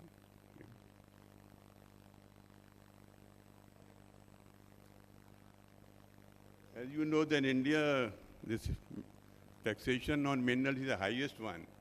This effective tax rate is varying from 46 to 50%. Over and above that, various states are levying the different cess and other levies. And if you just see the effect of the recently announced, in fact, not recently, July 24, that Supreme Court judgment, where this states have been given unbridled powers to impose tax. So it is going to really choke the industry as it is. You are aware that Jharkhand has already introduced this 100 rupees per ton of minerals on as a mineral bearing land tax, and Karnataka also is contemplating in the process of introducing this mineral bearing land as well as mineral right tax, and to the extent of 3 times of the royalty. While we compare with other countries' royalties, just you see that dolomite, if in India it is going to 60 rupees per ton, Queensland in Australia is just charging $1 Australian dollar only per ton. Similarly, for other minerals also wide variation is there. So they need to have a rationalization in taxation for minor minerals. So what we are telling that to rationalize the royalty, dead rent and other taxes, there needs to be a uniformity. We need to bring a uniformity. And accordingly, section, as we were mentioning, Dr. Rao also mentioned, that section 15 of the Act needs to be amended. And with a view to harness untapped resources of minor minerals and to develop these minor minerals, all taxes and levies, including we feel that should not exceed 10% of the sales value. Otherwise, we were just, this morning we were just came to know that even up to extent of 50% of that taxation is there. And in any case, the state government should not impose royalty dead rent on minor minerals higher than the major mineral. We have seen that in case of, say, Rajasthan for limestone, while the normal royalty was 80 rupees, but Rajasthan government been charging up to 130 rupees or so. Somehow this minor minerals have been being neglected or rather getting stepmotherly treatment. So, in fact, there has not been any scientific exploration also for these minerals. So there is need to encourage the exploration of these minerals. And with a view to establish the resource and conversion of the same to proven reserve, it is imperative that the state has to take initiatives for focusing on exploration of these minerals. In fact, Rajasthan has taken the lead by establishing the Rajasthan State Mineral Exploration Trust, and some of the states are now also started taking the lead to promote exploration of minor minerals. In fact, now Rajasthan State is also contemplating to establish Rajasthan State Exploration Corporation also for taking up the exploration of minor minerals. So there is a good initiative what Rajasthan government. We feel we feel, I think other states should also replicate the same and take the initiative in the direction. With the view to give focus on this exclusively, we need to have exclusive directorate for mine and minerals. What happens is focus of the DMG has been only on major mineral because major revenue is coming from that side, and the scientific study or exploration or other aspects are completely neglected in terms of for this mine and minerals. So it is, in fact, Odisha government of course has taken a lead. They have created a separate directorate for mine and minerals. Of course, but the scope of work is limited to the extent that they have to monitor the operation, production as well as the transportation of the mineral, particularly from the point of view of to avoid the illegal mining. But this main focus of this directorate should be on development of these minerals by way of having exploration, detailed exploration and exploitation of these minerals. And then there's this period of mining leases. While for major minerals we have 50 years, for minor minerals is varying somewhere in 20 years, 30 years or so. So this also needs to be rationalized in, and we need to have a same tenure of the leases, that is 50 years it should be there or till the life of the mineral deposit. And of course, Dr. Rao was also mentioning that mode of grant of concession, we need to go for first come, first serve basis. Of course, with the proper or effective check and balances we can have there, and then only it can flourish. As we were mentioning that in major minerals, out of the 290 mines which have been auctioned for the mining lease, only 17 mines have come in operations for during last 10 years. And this is 17 mines, 15 are limestone mines, where no forest clearance was involved. Only balance 2 mines are of iron ore. So such is the condition that even last 10 years we could get only 17 mines. So it is required that we need to have a system of a grant of concessions where more investors come, more private entrepreneurs come, foreign companies come, or your junior exploration come in the country and they take up the exploration. And to have sustainable and scientific mining is other area which where minor minerals have been neglected.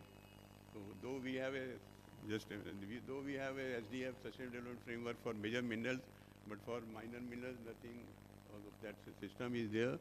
And we need to also introduce the star rating what we have for minor minerals as we are having for the major minerals. And the most important aspect is since most of the minor minerals are in unorganized sector, so they don't have that wherewithal to develop these deposits. So they need to have to adopt cluster approach. Suppose you have some 10, 12 mines quarries in the same area, so we need to have cluster approach for their development. And particularly we face a problem in terms of dumping of the waste or the overburden. So we need to earmark the space, common space, just for 2 minutes. And we also need to have, Rajasthan government of course has taken initiative for this setting of M-SAND units, and they are also incentivizing those units by giving concessions in taxation. And of course we were mentioning this morning that they need to have ease of grant of environment clearance and other schedules. Again here we can have a cluster approach.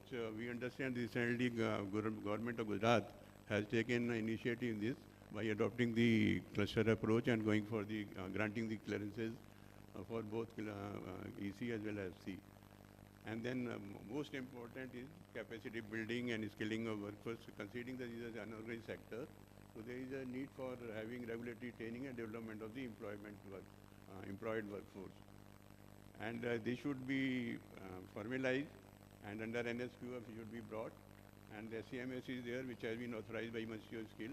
They can undertake in such a training. As I was mentioning, there is a lot of potential for the export of these minor minerals. Though we have a capex for export of minerals, but they have the other, so many products are there where they are focusing, and somehow this mineral sector gets neglected. So there is need to have a exclusive export promotion council for promotion of exports of minor minerals particularly. And to just conclude, I'll just suggest that we need to have, considering its potential of these minor minerals, we need to revisit the entire regulatory regime so that this much neglected sector, but has a lot of potential, it gets developed. Thank you very much.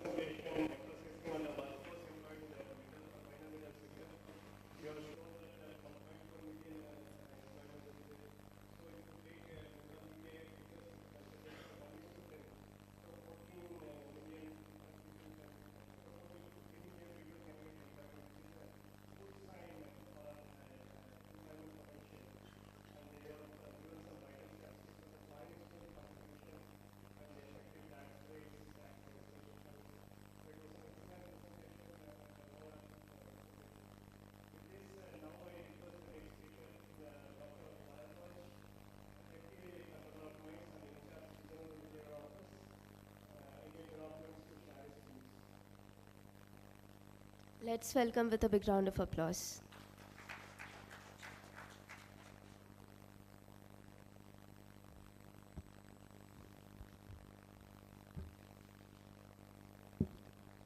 Good morning, Dr. V.K. Saraswat sir, Honorable Member of Niti Aayog. It's our pleasure to be here with you in this conference, sir. I'm really inspired by the way you made your presentation. Now I think from man of missile, we should call you man of minds also, sir. Because your presentation was really in depth and it has given a good insight to all of us. My friend R. Saravana Bhavan is also here. He's a deputy advisor in Niti Aayog. He was earlier in IBM, so we are lucky to have him also in Niti Aayog, who knows about each and every policy matter of mining sector from core of his heart. So thank you so much for being with us today. And Dr. C.H. Rao, Secretary General, who made presentation nicely about the entire mining sector. Today I don't have any presentation to make, but I would like to tell you what these 4 minerals which have now been declared as a major minerals like barite, feldspar, mica, quartz, how this transition time will be there. What would be the transition process that I will just like to deliberate today, because this is the right forum which I got today where all the industry from minor minerals are participating. So I'll take this opportunity to little explain to you how you will go ahead now. These 4 minerals were earlier with IBM before 2015. So almost after a gap of 10 years, these minerals have again come to IBM for its regulation purpose, for its development purpose, for its scientific mining purpose. So that is how this mineral transition is important for all of us to understand from now onwards how we'll go. The first thing which we have all we have to do is apply for the registration under Rule 45 of MCDR. That registration is very important. It is just like taking a vehicle registration. After that only all the process will take place.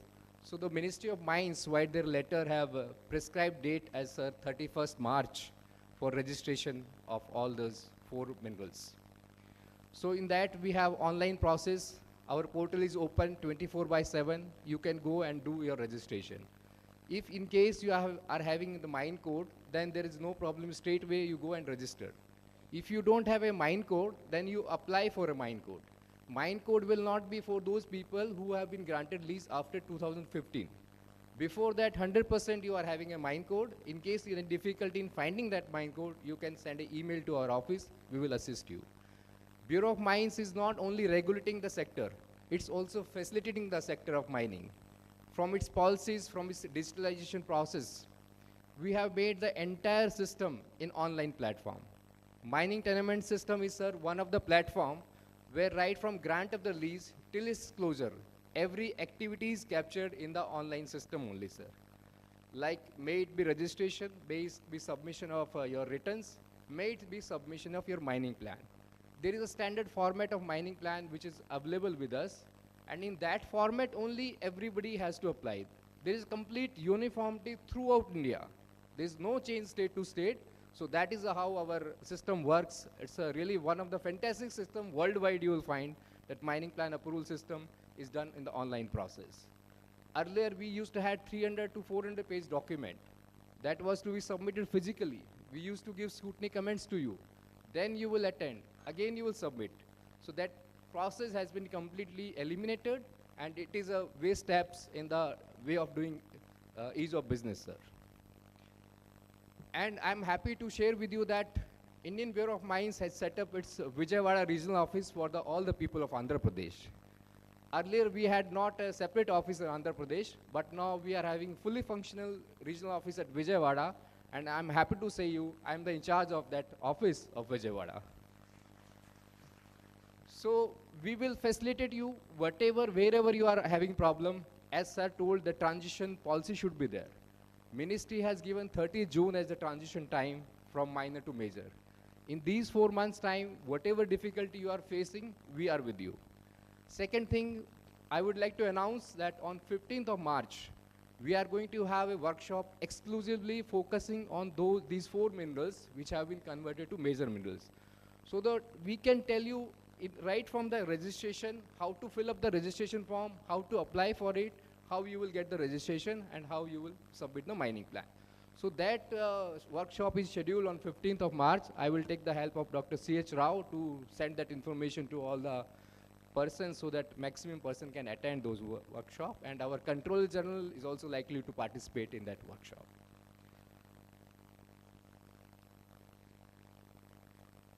Second thing, I would like to tell you that we are also organizing the field camps, because there are majority of mines in the Nellore district and some other 3 to 4 districts. There our officers will be coming along with the help from the state government officers, so that there also we will organize those camps where you can get a registration and other things done from our side. And one more thing, after getting into major minerals, your lease period is deemed to be extended by 50 years, provided the state government gives you one letter. So that is one of the plus point in those leases which are having now the lease period expired, but from date of your grant, this will be a 50 years period. For that you need to get the letter from the state government. With these words, I would like to thank you. Thank you so much for giving me this small opportunity. Thank you.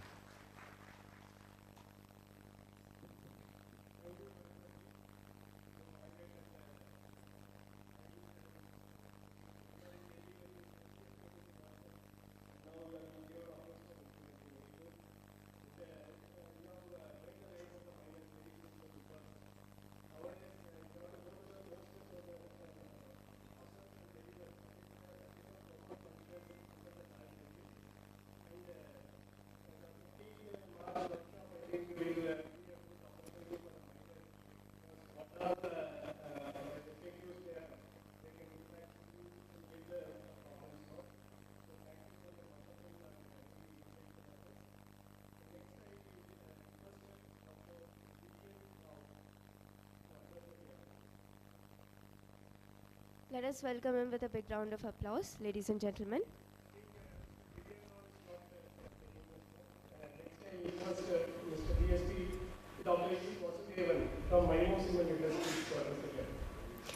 After the presentation, we'll also have a question and answer session. So please note down your questions and get ready to engage with our speakers. The stage is all yours, sir. Thank you.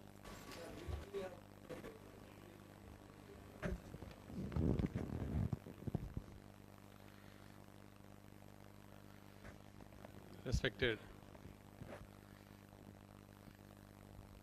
Saraswat Sahab, honorary member of Niti Aayog, respected Saravana Bhavan Sahab, Sri C.H. Rao from FEMMI, General Secretary, and other office bearers of FEMMI, and all the dignitaries sitting in the front. I think very, very good morning to all of you, sir. First of all, before going into the presentation, I would like to extend our sincere thanks to the FEMMI for giving us the opportunity to share our thoughts on these challenges and the opportunities for the minor mineral in India. You may be thinking what this fellow is going to do. This fellow is from the cement industry, what he is going to talk, right? So for mineral, there is nothing, already Sari has told, C.H. Rao Garu, nothing like a major mineral and minor mineral. Now we are in the right direction. Already our missile man, he has already fired so many missiles. So he has given a strategic vision for the next, for the Viksit Bharat. So in that footstep, I like to take one thing, one nation, one mineral policy. So with that, next 10 slides, whatever I'm going to present, in that way only, we'll be talking on the challenges for the mineral mining, especially in the minor mineral mining in India. Yes, it's been already discussed in depth. I think Rao Garu, he has presented more than 100 slides on the contributions in the mineral economy. And yes, we are at 2.5% presently. Yes, I think our PM has set a target of 10% GDP for the mineral mining in India. So we are moving ahead. The Ministry of Mines is working on it. Yes, this notification already touched by the doctor, and even our DCMs are also touched on it, same thing. Just he has already, he has made my job more easy on this slide. And here, one or two things I would like to give on this notification. 924 dated to 20th February 2025. Yes, by this, the Government of India has notified 4 minerals as a major mineral. Yes. So there will be a deemed extension of 50 years. We will get the mining lease period. And as explained by the doctor, Saraswat Garu, yes, the main reclassification is happened because of the associated minerals which are critical to the nation. And this is going to prevent the misuse of the minerals, and this is going to boost scientific and systematic mining, and also it reduces the dependency on the imports. This based on this, it has been classified as a major mineral. Also, yes, as explained by our DCOM, Sri Bharadwaj Garu, he has already told the deadline for registration is 31st March 2025. All the mineral mine, all the leases to be registered. I think in Andhra Pradesh around 80 leases are there. So I think SAR is arranging for a special camp also in the individual districts along with the help of the Department of Mining and Geology officials. And once it is registered and you have the lease code, next thing is you have to go for a filing of monthly returns and annual returns. It is going to come within another 20 days. You have to file it. That's a major hurdle. It is going to, all the mining leaseholders are going to face it immediately. You have to file the monthly returns. And yes, the other requirements, I'm just listing it out. One thing is you should have a, what are the other requirements for these minerals? One thing you should have a DGPS lease sketch. And by 30th June, presently the mining operation can be continued by the same existing mining plan. Once you register, then you have to submit a new mining plan before 30th June 2025 to the IBM for conversion. In this, the main challenge will be for estimation of the resources and resource and UNSF classification, and also there will be a financial assurance, bank guarantee. It depends. On the per hectare, I think around 5 lakh rupees you have to submit. Based on the land use pattern, you have to submit a financial assurance. And next comes the main challenge as per the rule 12.3 and 12.4 of MCDR. You have to completely study the deposit and you have to submit a geological report to the IBM. And also there will be a quarterly updation of plans as per the rule. Why I am telling all those things, I will come to you. There is a penalty clause is there in MCDR. Please note all the mining leaseholders. So when you come under the purview of MMDR and MCR, you have to be very careful because of the penalty clauses. If you submit 1 day return, 1 day delay, there will be a penalty of 10,000 rupees per day. So you have to be very careful. Monthly returns to be submitted by 9th of every month, next month. Second thing, you have to appoint owner, agent, manager, mining engineer, geologist as per the rule. That is also very important. If you are not appointing, you are going to pay a penalty of 5 lakh rupees. So be careful. So that's why I'm just, we are just, it's like educating our co-leaseholders. So we have to be very careful in dealing with the MCDR and other rules. And coming for the next sustainable development framework. There is one thing is there, star rating template you have to file and at the end of every year. Here the main crunch is you have to allot 10% of the royalty towards the sustainable development works. That's one thing. So this to be noted. Also, drone survey has to be compulsory. We have to do it under regulation, under Rule 34A of MCDR, and you have to submit every year. And other things like other regulatory, other technical studies to be taken care of, hydrology studies, vibration studies, and another financial bank guarantees. And yes, finally, we are going to utilize the resources in a better way. That's the only thing. And in continuous survey, already Sir has explained, yes, the existing leases of these 4 minor minerals can be extended for a 50-year lease period. In this, one recommendation I would like to recommend for the our Ministry appointed Niti Aayog officer, sir. So, yes, here I talk about only the captive mining leases. So there is a provision separately given for mining by government company rules, 3/2. Under that, after the 50-year period also, they have given a separate provision. The lease period can be extended by paying an additional premium. That provision they are giving only for public sector companies, PSUs. It is not for a private. So please consider that it can be extended for the private companies also, because it attracts more investment from the industry, and it ensures continuity of the operations and the employment also. And second thing, yes, since many people are going to come under the MCDR, yes, these two terminology I will just want to explain to you: resources and reserves. What is resource and what is reserve? Whatever is available in the mine, if you go for a detailed exploration under you categorize under UNFC classification, you will get a total thing as a resources. Then you have to classify as possible, probable, and proved and all. Then finally, whatever is the proved resource, we call it under the this one. Presently, whatever the statutory dues, this applies for action blocks. We are paying like bid security, performance security upfront. Everything is based on the resources only. Suppose you just, but the bottleneck is the resources. Suppose you take 10 million tons, because of the some restrictions from the nearby, it can be roads or private buildings or water courses like rivers, canals. So there will be a lot of minerals are blocked there. So suppose if you have a 10 million tons resources, your usable limestone proved resource may be 3 million or 4 million, but you are going to pay the bank guarantee for the total 10 million tons. That's the practice available now.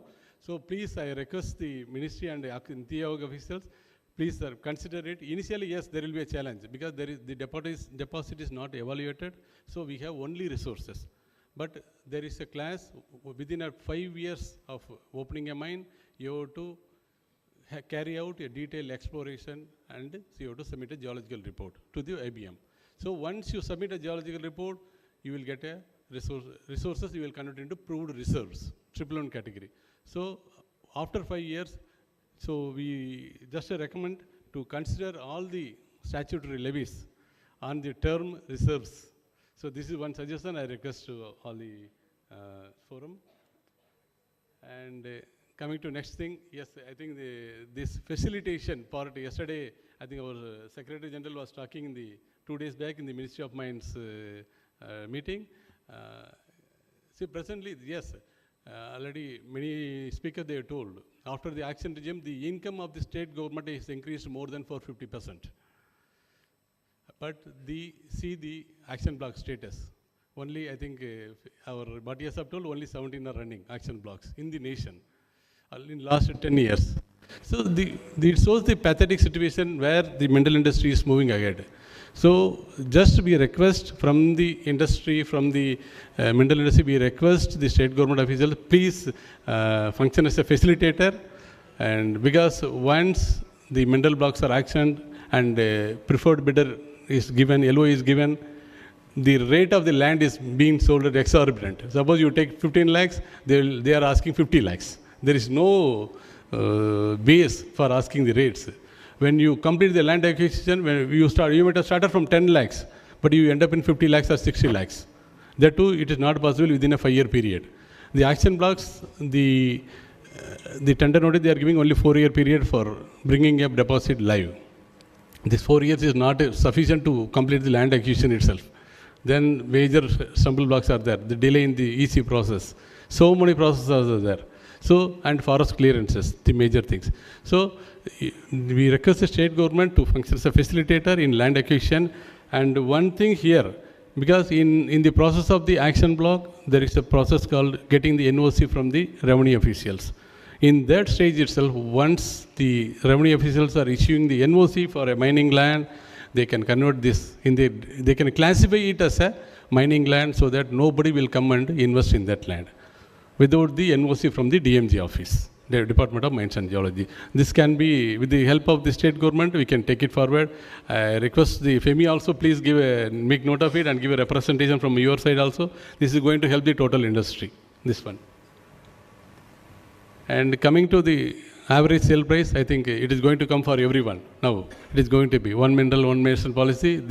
Now, there are two methods for calculating this royalty. One is the tonnage base, and some around 5-6 minerals are under the tonnage basis. Example, limestone is under tonnage factor.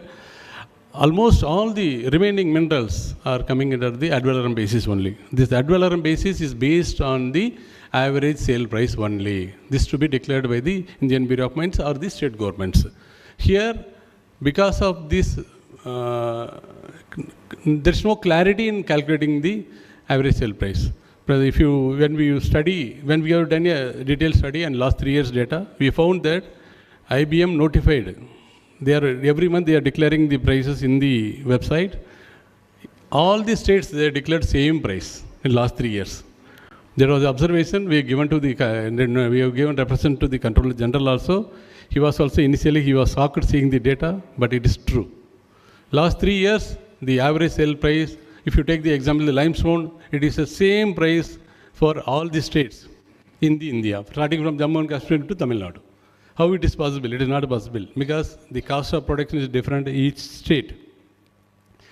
So that we request that Indian Bureau of Mines and so please consider declaring cost and average sale price on the state-wise, sir. This will help. And this next coming in the, there is amendment in the second schedule. The note already been circulated for suggestions or comments. And this is just I want to give here. They are proposing, suppose if you take limestone, lime conker, marl, dolomite, they are proposing a 50% hike in the royalty for the non-oxide mines. And if you take the iron ore, presently it is 15% AFE on ad valorem basis and 10% for the low-grade iron ore. This new classification they made it now for low-grade iron ore. There it is proposing for 10%. And yes, now they are allowing the movement of the mineral from one list to another list also, provided you keep the records properly and file the returns properly. Since I am from the cement industry, I just taken one example how it is going to affect. And by this increase in 50%, there will be increase of around 53 rupees. And for cement, it is going to be 74 rupees per ton. So now I think cement is being forced to increase the cement bag price by 4 rupees. It is going to increase. That is the impact. We will take it as per bag cement. If you accept this 50% royalty increase, the cement bag will increase by 4 rupees. So that is the impact on it. So when we talk on the revision, there is always people are thinking on upward only. So there are so many things are there. I will show you in the next slide. And please consider a downward revision also, please.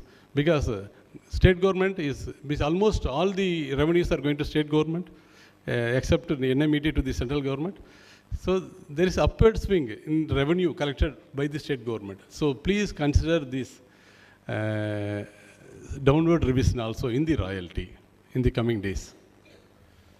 Also, as per the Supreme Court order, I think everybody is knowing, the now state governments, they held the right of the state government to tax on the mineral and mineral bearing lands.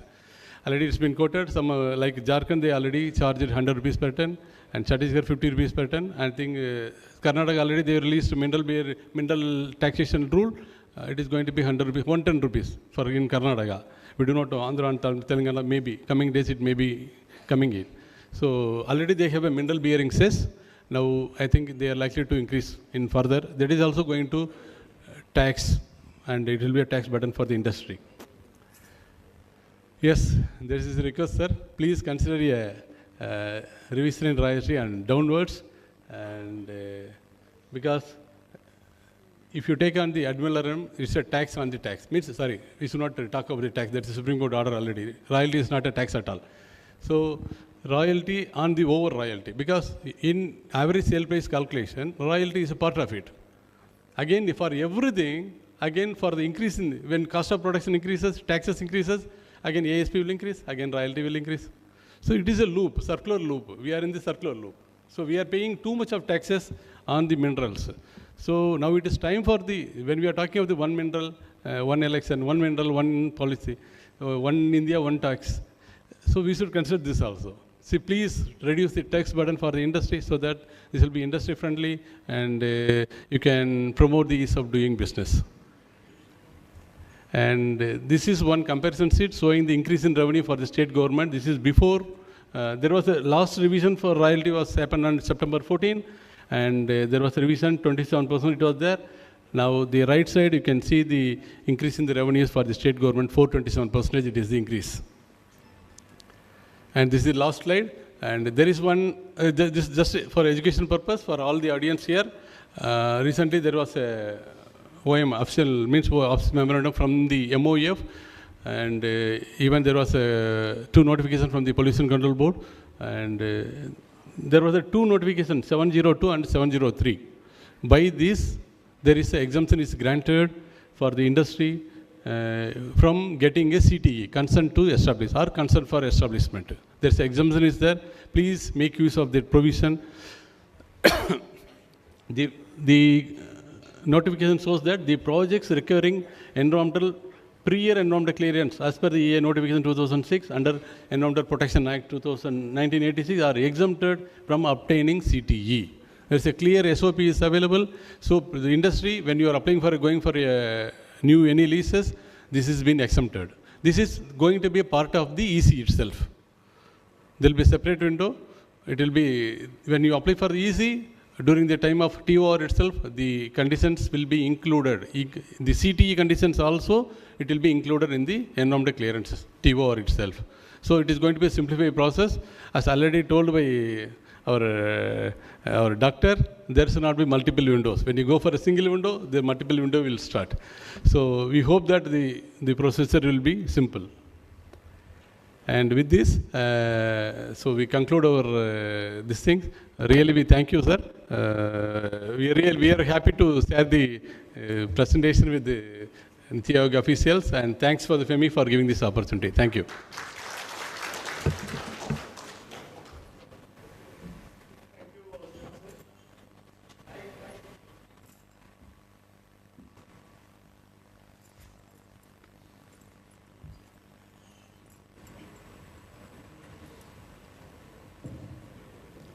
Thank you, sir, for the insightful lecture on SOPs to be followed by the miners in respect of 4 meters. And also in the proposal of calculating the upfront payment, the big security based on the mineable resources rather than the geological resources, and the average sale price under the districts. It was the whole spectrum of taxation mechanism prevailing through the entire spectrum of meters. And now I request Professor R. Bhattacharjee, Professor IIT Edison, to throw light on the state mining index, and I request you to restrict your speech by 10 minutes. Let's welcome with a huge round of applause, ladies and gentlemen. Can you please go to the slides, please?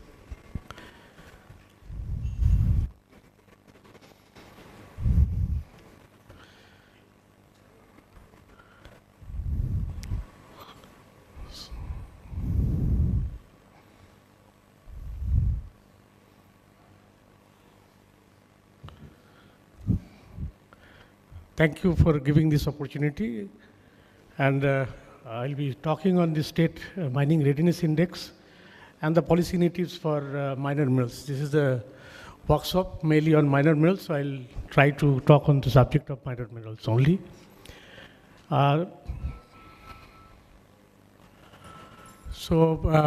being the speaker in the latter stage, there is a hazard that there will be some repetition. So I'll try to consciously avoid repetition, but there may be something, please excuse me. I'll skip quickly which is being repeated. Only thing is that in this minor minerals, as many speakers have already said, that there are 55 minerals and now 4 have been taken out. So whatever is the number, but how this state mining readiness index has come and how in the readiness index we have incorporated the issues of minor minerals also. So far, most of the things are mainly towards around the major minerals. So in this readiness index, we have also tried to incorporate the issues of the minor minerals also. As you know that there are, in the budget also there was there's a saying that the mining sector reforms, including those for minor minerals, will be encouraged through sharing the best practices of institution of a state mining index. As Dr. Bhatia has already talked about the best practices, I'll talk on the subject of state mining readiness index.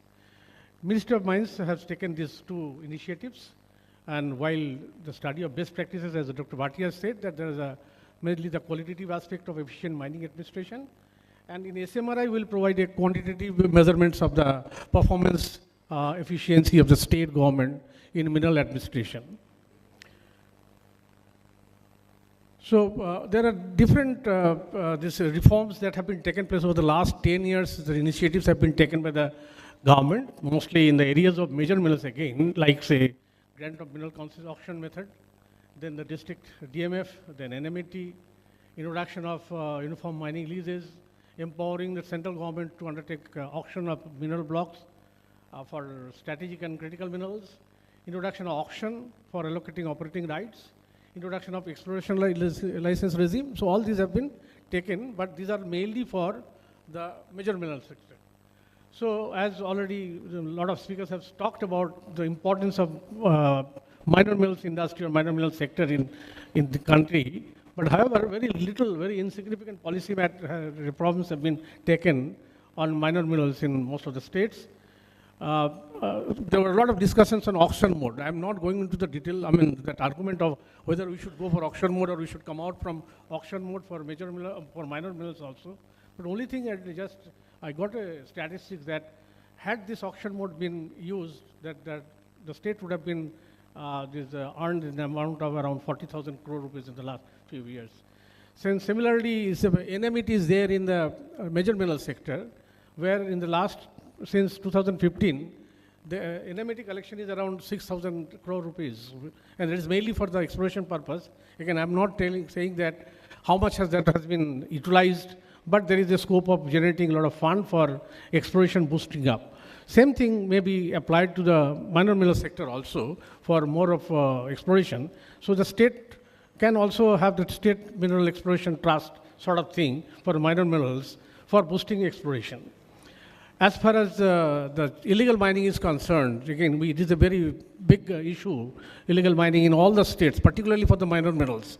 The statistics what we have been projecting so far regarding that volume of mineral production in minor minerals or the revenue being generated, I think that is a very peanut of that. It means maybe not more than 10-20% of that. Actual volume will be much higher than that. Again, one of the issues is that because of the illegal mining is mostly in the mining mineral sector. Same thing, say like when we are talking about the sustainability issues. In the major mineral sector, the star rating system has been introduced, but in the minor mineral sector, it is yet to be introduced. Same thing in case of mine closure and backfilling of abandoned mines. Again, in the major mineral sector, there has been there. So there are certain areas where in the minor mineral sector, similar kind of policy initiatives or that can be taken up for more sustainable operations efficiently of this minor mineral sector.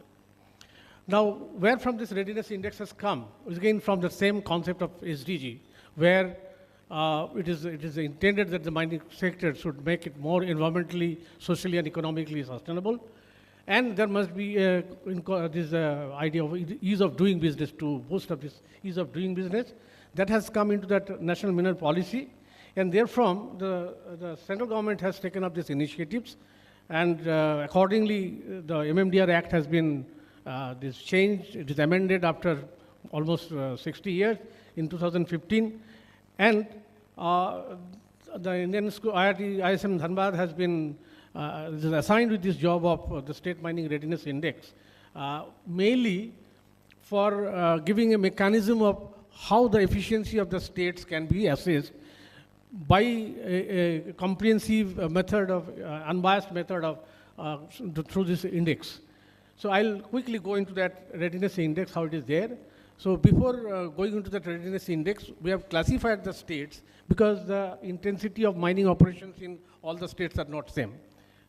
In terms of number of operating mines or area under the mining leases or the value of mineral production.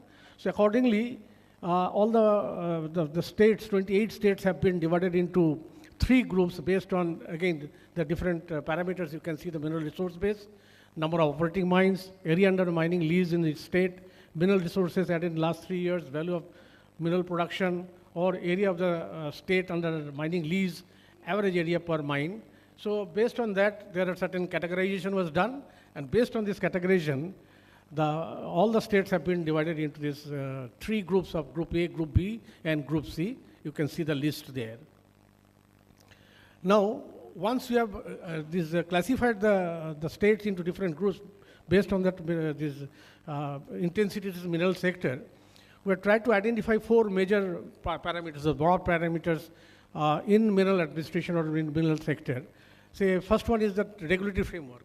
And Dr. Saraswat said in his this address has elaborately covered all the aspects, and we have also tried to cover up all those issues. Like say in the regulatory framework, the weightage has been given 30%, and there were 21 indicators. I'll quickly go through those indicators, just not everything. And then similarly, in the mineral administration, there have been 25 sub-indicators. In the technical expertise, which is required for the states for mineral administration, there are 11 indicators, and in the sustainability, again, there are 22 sub-indicators. So like the total 79 sub-indicators under the 4 major categories, it has been divided. And these are those sub-indicators which are there. You can see, like, say, in the regulatory framework, how the states are performing. And again, you can see here that it's for major minerals as well as for minor minerals. Say, issue of LOI to preferred bidder, how much time it is taken. Similarly, execution of mining lease, how much time is taken for the execution of mining lease. Time taken for grant of composite license, award of environmental clearance for different type of mines, then award of consent to operate. So on different aspects of regulatory framework, how the regulatory framework in that particular state is facilitating the process of issuing that leases, conversion of the leases into operating mines. So those are the parameters which we have tried to capture.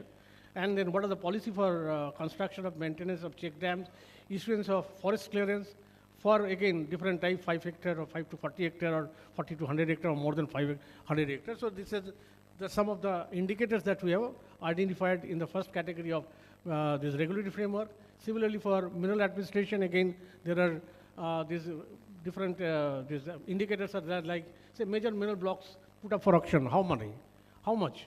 What is the extent of auction mode in the allocation of minor minerals blocks for more than 5 hectare or less than 5 hectare? It is for both major as well as minor minerals that has been captured. Similarly, issue of composite license, what is the time frame that is there? Issue of mining lease, established of, and there are certain policy initiatives which I already discussed, like, say, minor mineral policy. How many states you have the minor mineral policy that has been enforced by the states, or say establishment of SMET, this incorporation of DMF in the same pattern for major minerals as well as for minor minerals. Say state level monitoring committee, whether that has been implemented, introduced or not. Auction-based mineral blocks with pre-vetted clearance, what is the number, what is the size? Say task force for illegal mining, in how many states this task force for illegal mining has been introduced with the help of police and other agencies also. Similarly, say audit of annual reports, monitoring of mineral transportation in the state. So a lot of parameters we have tried to capture under the different subcategories, including the technical expertise, where mostly the manpower and technology has been talked about. Then the sustainability part, again, both environment, safety, these have been considered. Like, say, state mining sector how much it is contributing in terms of sustainability, mineral sector budget, how much is that overall the mineral production. Similarly, say royalty earned, how much auction premium earned, how much auction premium earned from the minor mills, district mineral fund, NMET. So what is that different resources which is being earned and how much it is being spent into the mineral sector in each state. We have tried to capture this data for the different sectors, different states. Now, based on this identification of this data, we have prepared the questionnaire, and the questionnaire has been submitted to the states for giving the data. I've just shown the nature of this questionnaire, how it is there, and the state just need to only fill up this data. They need not do anything, and the scoring pattern has also been designed. So once the state puts their values on different these accounts, the score on that particular index or sub-index, sub-parameters will be calculated. And then the overall scoring will be done. Now it will be, you can assess that the states, different states are, where are they, how much they have scored. Now through this process, you can say every year, now this process we are trying to complete in 31st of March. Once that we get all the data, we'll release a set of, that once first time the index, and then which state is ranking where, and which are the areas where they are doing well, which are the areas they are not doing well, where you require some policy initiatives. Those are the areas that will be identified through this process of index. So ultimately, this SMRI, this State Mining Readiness Index, will help the government of India to evaluate the state's readiness index, benchmarking the best practices, incentivize the policy enhancement. If some state is doing good in some of the areas, then there will be some scope of incentivizing, promoting sustainable mining process where they are doing well, or which are the areas that need to be improved. And this will help the transparency and accountability on the mineral sector. And this will guide the states for developing their policy initiatives in different areas which you already mentioned there. So these are some of the areas or reform areas that we have identified. So there are 18 of such. Like say minor mineral policy, mostly some of them are exclusively for minor minerals. Say mine closure policy for minor minerals, policy for backfilling and abandoned mines for minor minerals, policy for utilization of waste dump material, policy for say setting up of SMAT, then the state level monitoring committee for these auction blocks, how many of them are being operationalized, task force for illegal mining, checking that illegal mining, mine surveillance system to check illegal mining, application of technology, different type of technology, use of geospatial technology, technology for tracking of mineral, say drill core laboratory, library, or establishment of petrographic methods, star rating criteria of minor minerals, dedicated occupational health safety policy for mining sector, and policy for manufacturers. So these are some of the policy initiatives that have been highlighted in our study and which have been, so these are only these 5 particularly for minor minerals, and these initiatives have been has been suggested there, and the states are free to have their own policy initiatives based on the templates which you have given. The states can make their own policy initiatives. I think this way, this SMRI will be helping the state government as well as the central government for properly assessing the performance of the state and identify the areas of weakness and the area of strong points for each state. Thank you very much for giving this opportunity.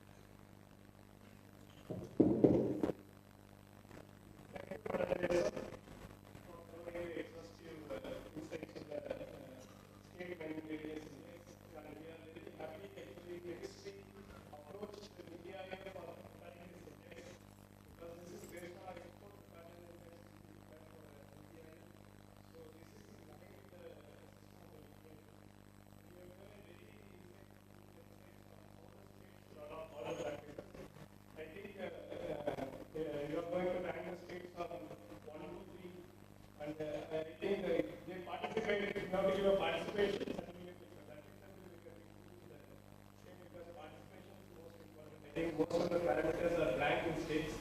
So at least they should take some initiative, and 50% of the business if they follow. I think it's a new situation for the industry. Thank you for your exhaustive lecture, sir. Now I request the last speaker, Mr. Dear.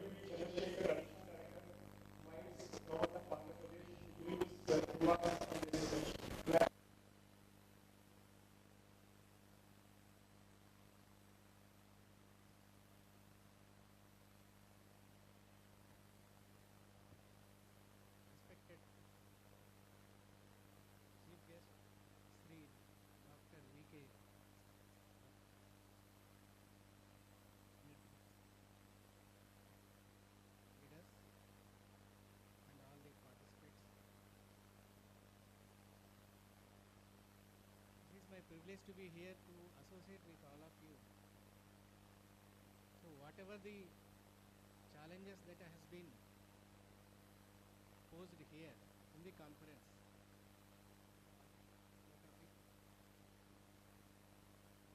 all these challenges and the opportunities that are to be captured by these industry leaders, we will facilitate a friendly mining policy, miner mineral policy in the state of Andhra Pradesh under the leadership of visionary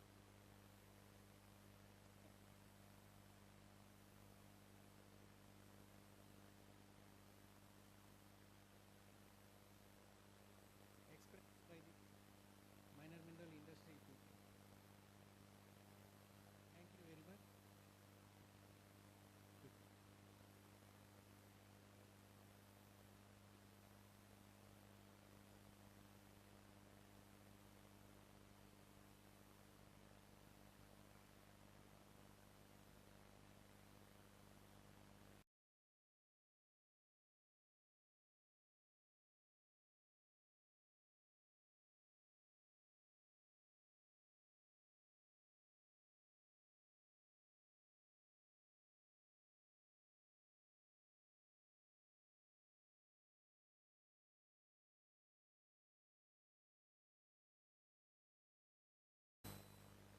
So we have come to the end of the technical session, and I personally thank all the speakers for their views expressed by them for the benefit of the miner mineral industry. And to summarize the entire technical session, what has been said by the speakers is that they want a procedure to adopt one nation, one tax principle for miner minerals. And there is an amendment which has been requested by FEMMI also under section 15.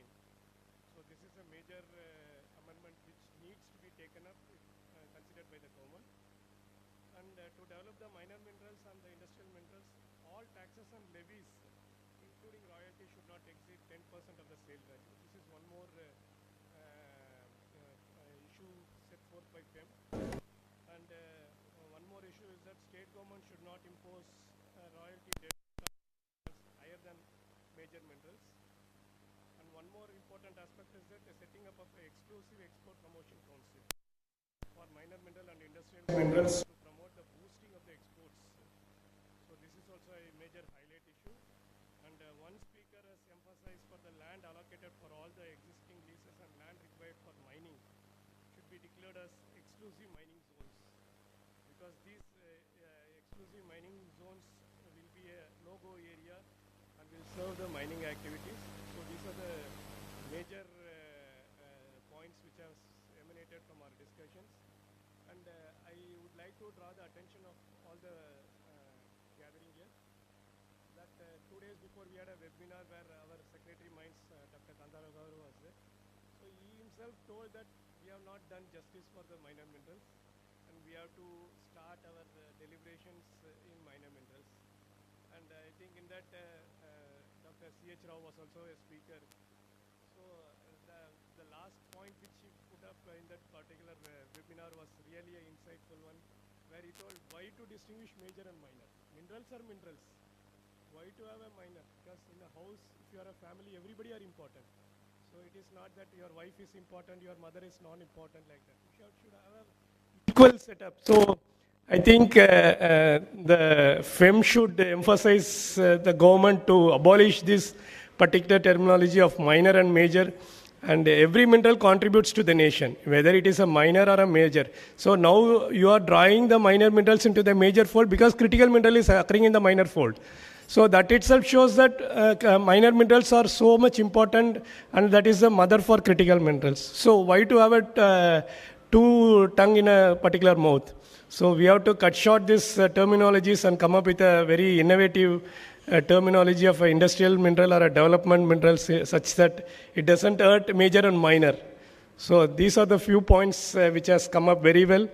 I request FEM to put up the proposals to the government so that we will cross-examine these proposals in the best interest of the nation and work for the development of the sector. Thank you once and all, and I request the floor for the final concluding session.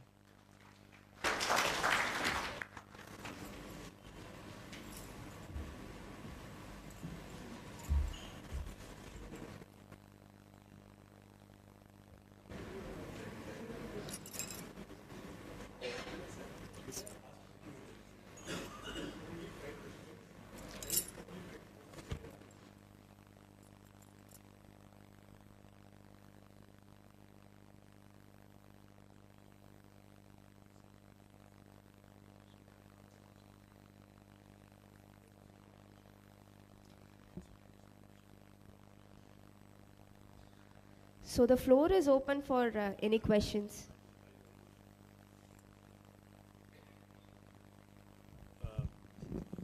Once the Dr. Sarsaji comes here, we'll have a question and answer session, and we'll limit it to 4 to 5 questions only. And I request, Sarsaji, Sarsaji, can you come on the stage? Yes, please. We'll have a brief 4 or 5 questions from the minors. You need to answer. You can. So I would request Bhatia-ji, Bhattacharya-ji, Mr. Bharadwaj.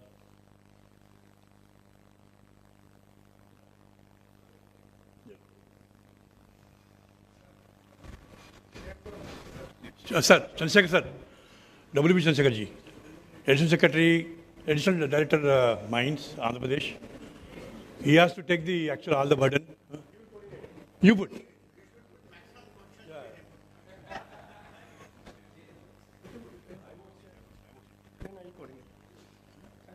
You could. You only have to coordinate. You give the mic to them.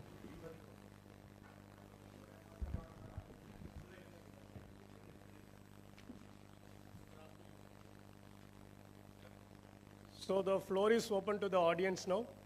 Be very particular in your questions, and I request the audience not to repeat the questions and be very precise. Only first 5 questions will be entertained because of the paucity of time. And please introduce yourself before you ask the question.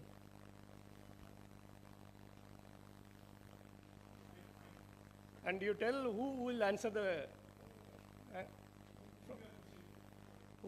question. You can tell the name also.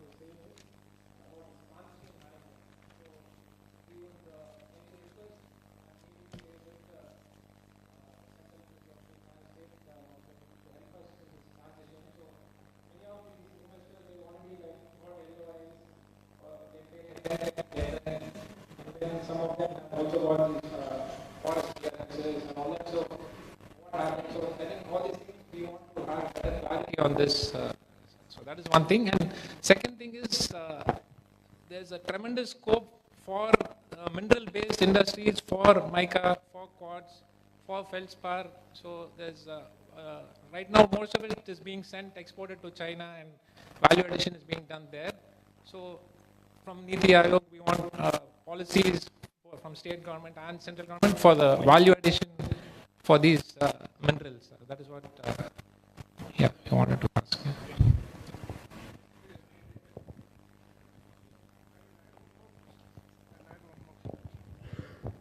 Sir, I'll just add one more question, sir, because I want to... Sir, introduce yourself, sir. I am Sarvagnya, sir. I am also from Mica Quartz Fellows for Belt, sir. Sir, according to this question, one more specific question, sir. Now we have made into a major mineral. Do we have to pay royalty according to the MMDR or the state mineral policy, sir? Now it is time for our dead rents, sir, to be collected. In Andhra Pradesh, they collect advanced dead rents for the next financial year. So should we be paying the dead rent per hectare or acre according to MMDR or minor mineral rules, sir? This is a transition period, we understand. But there are issues now. If we don't pay dead rent, we will become defaulters.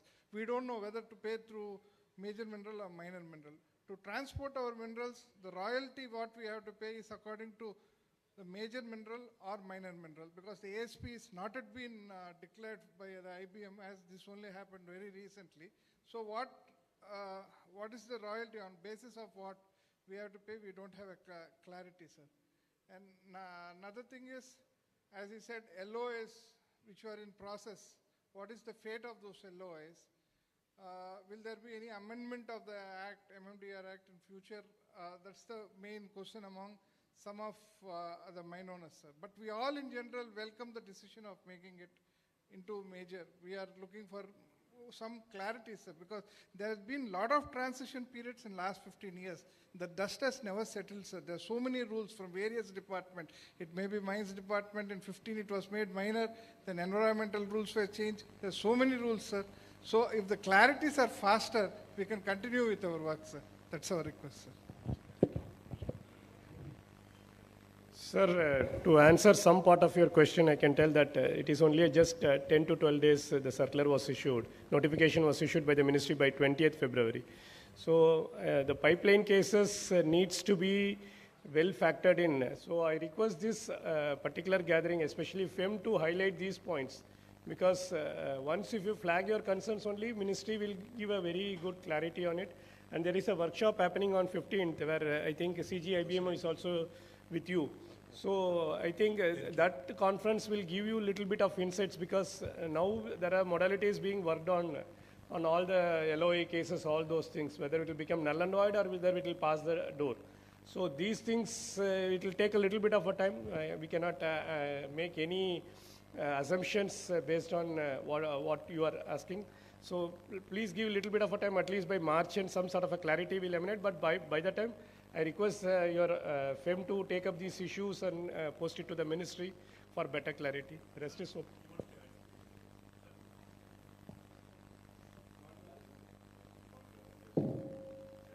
Regarding royalty, let me clarify that once mineral has been classified as major mineral, then royalty has to be charged as per the schedule 2. Which will be declaring that royalty, what royalty is being charged, because it has to be uniform throughout the country. Because right now, this ward or CASPA is varying from state to state. So I think So as of now, whatever is given in our MMDR Act, that is a royalty which is supposed to be charged. But let the clarity come.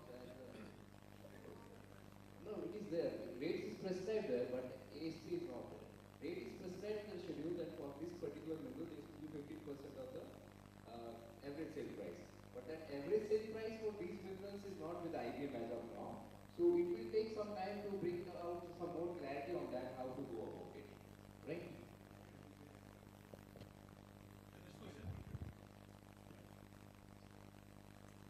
The answer to this problem is simple.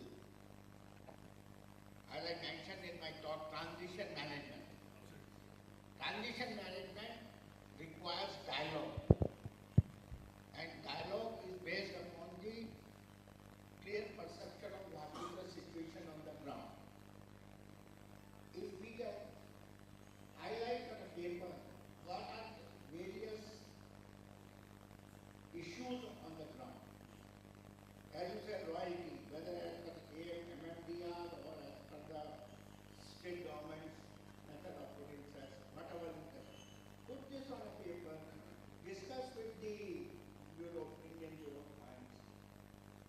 Once it has been transferred from minor mineral to the major mineral, application of MMDR becomes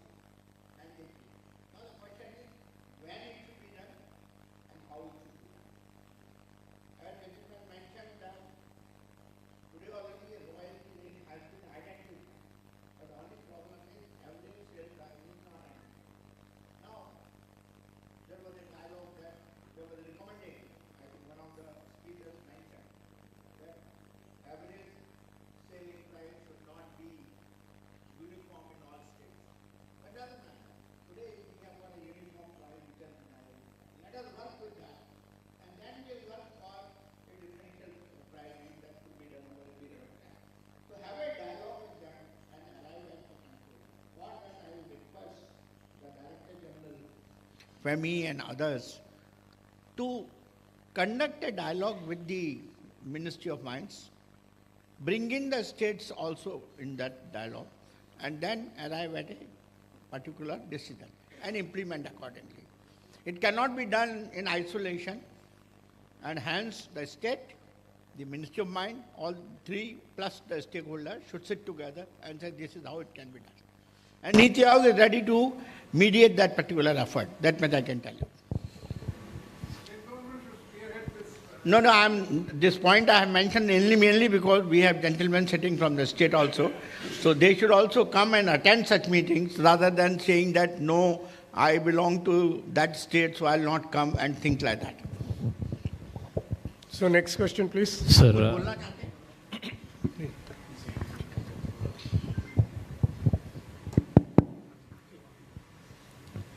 Sir, what sir is told is already it has become major minerals, but rates have not been finalized. Dialogue is going to be happened.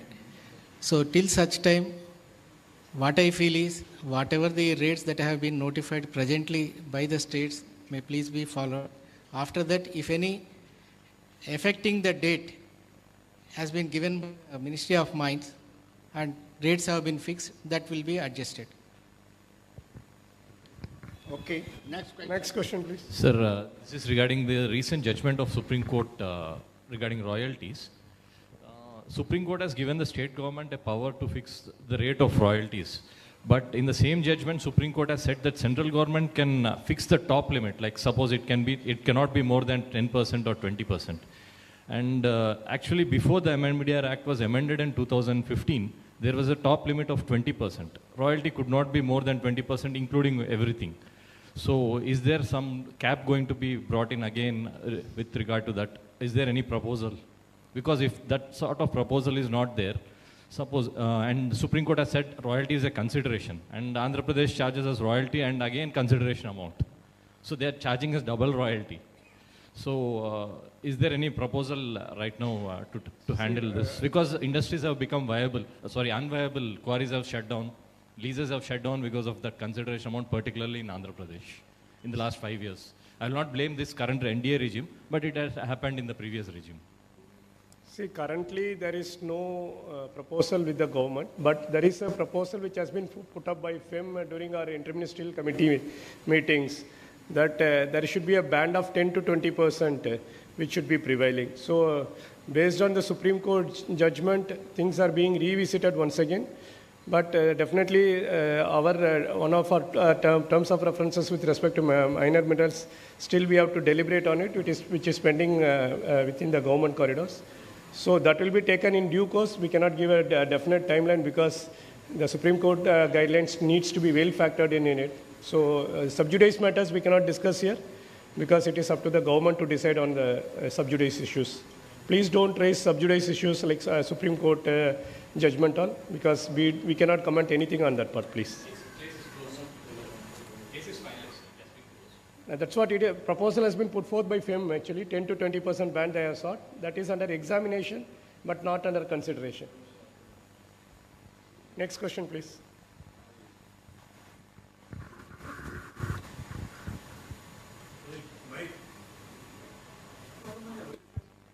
Hello. My greetings to the panel. My name is Gautam Reddy. My question is directed towards the esteemed gentleman from the IBM. Sir, I would first like to establish that existing leaseholders form a significant number of the stakeholders in this industry, and providing them with clarity should be the top priority of the government as well as the IBM. In that line, my question is specifically about the reclassification of quartz, mica, feldspar, etc. as major minerals. Neither the IBM nor the government has provided any clarity as to what is the status of pending applications as such. Because the MMDR Act point 10A is very clear on the rights of concession holders and applicants that if you would allow me, let me read this passage for you. While it says that all applications received prior to the date of commencement of MMDR 2015 shall become eligible, the second point states that without prejudice to subsection 1, the following shall remain eligible provided certain conditions. And one of them clearly says that if the licensee has undertaken reconnaissance operations or prospecting operations, as the case may be, to establish the existence of mineral contents in such land in accordance with such parameters as prescribed by the central government, which is the case with most pending applications, and therefore, they should be considered eligible. And I think the government has, the responsibility to make this clear, because a lot of blood and sweat has been invested in mineral prospecting, and we're all anxious and confused, and we would like some clarity about this. Okay, thank you for asking this very critical question to me. Actually, it is related with the grant of lease. And that matter is always with the state government regarding the grant of lease as per the rules and regulation framed by the Ministry of Mines. So I think that will take some time to bring out more clarity on that, as Shravanji told you. So as of now, I cannot tell you what would happen with those cases. So it may take some time on that to bring out more clarity on this issue. Thank you. This is gestation period. You have to give some breathing time to the government also. Another 2 months, your all points will be very clearly demonstrated. So next question, please. Fourth one, and one more speaker, that's all. Any more questions? Saruna sir, the question what he has raised is very pertinent. What happens to such pending application or where LOI has been issued? As strictly speaking, as per this notification, only the valid leases is applicable only for valid leases. If any pending application is there or even LOI has been issued, is not applicable for that. Sir, that is correct. Let the state compile and give these much cases are pending. Then with the state we can take a decision. Because some saving clause has to come there. I think the important part here is that while the LOIs were issued, the advances were taken from the various miners. And so it's just not a piece of paper. It is the money which the miners have invested. So we have to take a look that because they have already made an investment, keeping that in mind, they should be now given the privilege of getting the mine. So that is a fundamental principle. If you do not understand that, then you are not doing the right thing. If it was purely a paper that yes, a letter of intent has been issued without any commitment, without any investment, you can take a particular view that now we will go for a fresh application and then we will consider. But in this case, since there has been an investment by the miner, the government, whichever government, has to take a view which is in favor of the miners, and hence they should give them that. This is my personal view. This is not the view of government of India. Excuse me, sir. Sir, my name is Maruti Krishnan. I'm part of Small Mines Welfare Association, Karnool District. Sir, regarding the presentation given by E. Vasudevan, My Home Cements, this is a mineral bearing lands, GO is already there, prevalent, but still it is not put into force because there are lots of mine owners facing the environment clearance boundary of 200 meters buffer, not being encroached by illegal occupants of house sites or various other illegal problems being faced by the miners. The mining department says it's a mine owner's issue to face with it and he should protect his own boundaries. But I think for the mine removal policy framework, I think there should be a particular mining area dedicated because we have clusters like Palkur, Kolmigundla, Auku in Kadapa Stone, which is still facing EC issues also. And also each mine lease itself will be like 0.2 hectares, 0.1 hectares. And there will be like around 50 hectares if we can go with the Orissa cluster thing. But the EC committee in the state, every state doesn't allow for cluster hearing. Yes, sir. I'm asking for a cluster EC hearing. Yes, sir. I'm asking for a cluster EC hearing in the mine removal framework. See, this cluster EC already it is there in National Mineral Policy 2019. So that is already embedded in the policy. So that will be taken care provided you approach the right spectrum. The last and the final question, please. No, one more. So five questions I have promised. I think there are no The more last questions. and the final question. No more questions. I think Then we okay. are concluding session. So then we'll have the concluding session, sir.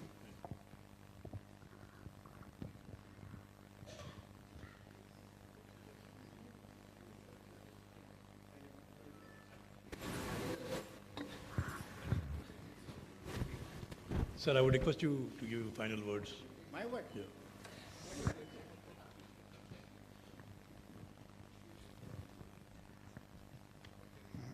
So, good afternoon, namaskar once again. It was very interesting since morning. I learned so many things. But I only understand that I think we are living in the world of we and they. So long as you continue to live in a world of we and they, you will never converge. You will become like Ukraine and Russia. No? Sir, we are talking of an industry which is an Indian industry. It doesn't matter whether it is in a state government or it is central government or in Andhra Pradesh or in Telangana. It's Indian industry, it's Indian public, it is Indian resource. We have made such boundaries that a simple work which can be done with a consensus following a democratic process of decision making, we are going into circles and circles and circles. The level of discontent which exists right now in this audience today and the minors, I think it gives a very bad taste in the mouth. I personally believe a lot more is required to be done to bring a comprehensive system of granting leases, asking them what are the kind of royalties they have to give, who is responsible for what, clear definition of roles and responsibilities, and that has to be done. And you can be changing from a we-they or from lose and win to win-win syndrome only if you will take this fact that we are doing everything for the nation. If we are doing it for the nation, then you will not say that whether the miner is making too much money or the government of India is losing too much on the resources. Basically, every resource is being monetized, and that monetization is leading to economic growth, and is leading to employment, it is leading to the basic prosperity of the nation. If with these conditions you will work out, all my friends from Indian Bureau of Mines, Ministry of Mines, all my friends from the state governments, all my friends from Niti Aayog, everybody has to be thinking in a cohesive manner to arrive at a policy. With whatever policy you bring, I will again repeat myself, make sure that it is a continuous process, and for a continuous process to be sustained, transition management from policy 1 to policy 2 has to be rigorously worked out in consultation with the stakeholders and then appropriately put in place. Then only that policy will be implemented in its true form. I would like to congratulate the FEMMI and Director General for organizing this workshop. Wonderful dialogue has taken place. We have heard from all of us. Many good talks have been provided. I think the kind of picture which has been given by everybody is very, very clear that this sector requires a lot of reforms. So with that kind of a last word, that future is bright because we have taken the right step in the right direction, and hope that all the problems which have been identified will be solved in near future, and we will be working for the prosperity of the nation through mining and minerals. Thank you very much.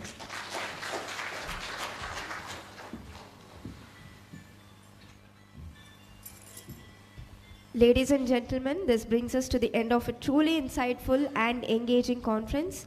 On behalf of FEMMI, Dr. C.H. Rao will extend our deepest gratitude to all the dignitaries, speakers, and attendees who have contributed to today's success. Sir, we extend on behalf of FEMMI, MEIA, and Guzmin many, many thanks, sir, and for your coming here and spending time with us and giving insightful ideas about how to go about this. And we would like to make a sort of, paper note on what are the deliberations, what I've had, and send it to you, sir. And we will keep coming to you till we get a clarity on various matters. So many, many thanks. Thank you very much, sir. We all indebted to you for your time. I thank you. And then I thank Mr. Bhattacharya on behalf of Ministry of Mines. You have come and given a fantastic presentation. I thank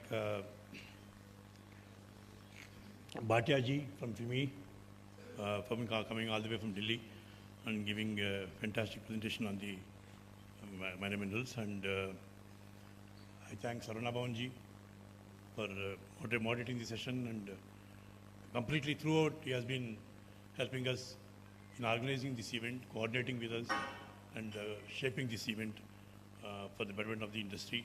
Thank you very much, sir.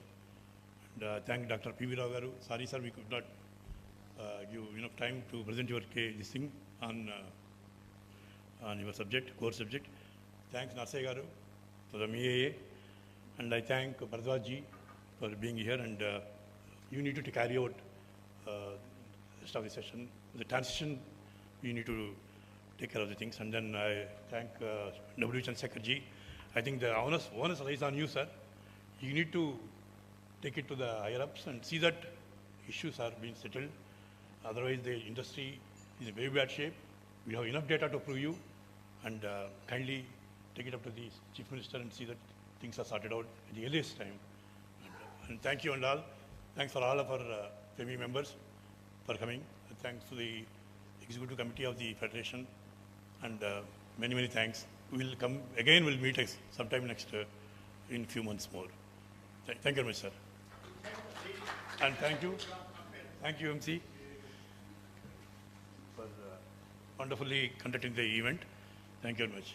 Thank you, sir. Thank you, media, of course. I can't forget them. So, for all the channels, print and live media, for coming and covering the show. Thank you very much, sir. Thank you very much. One photo. Sir.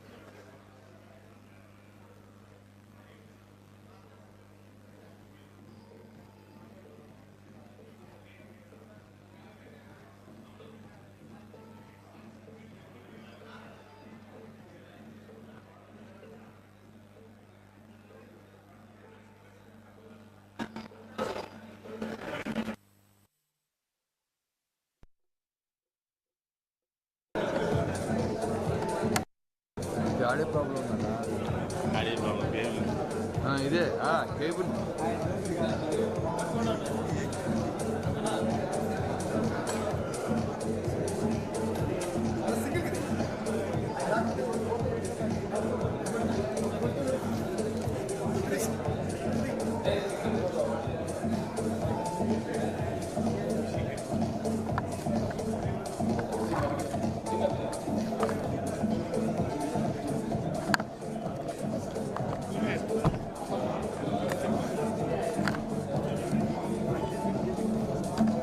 నటించేస్తాను.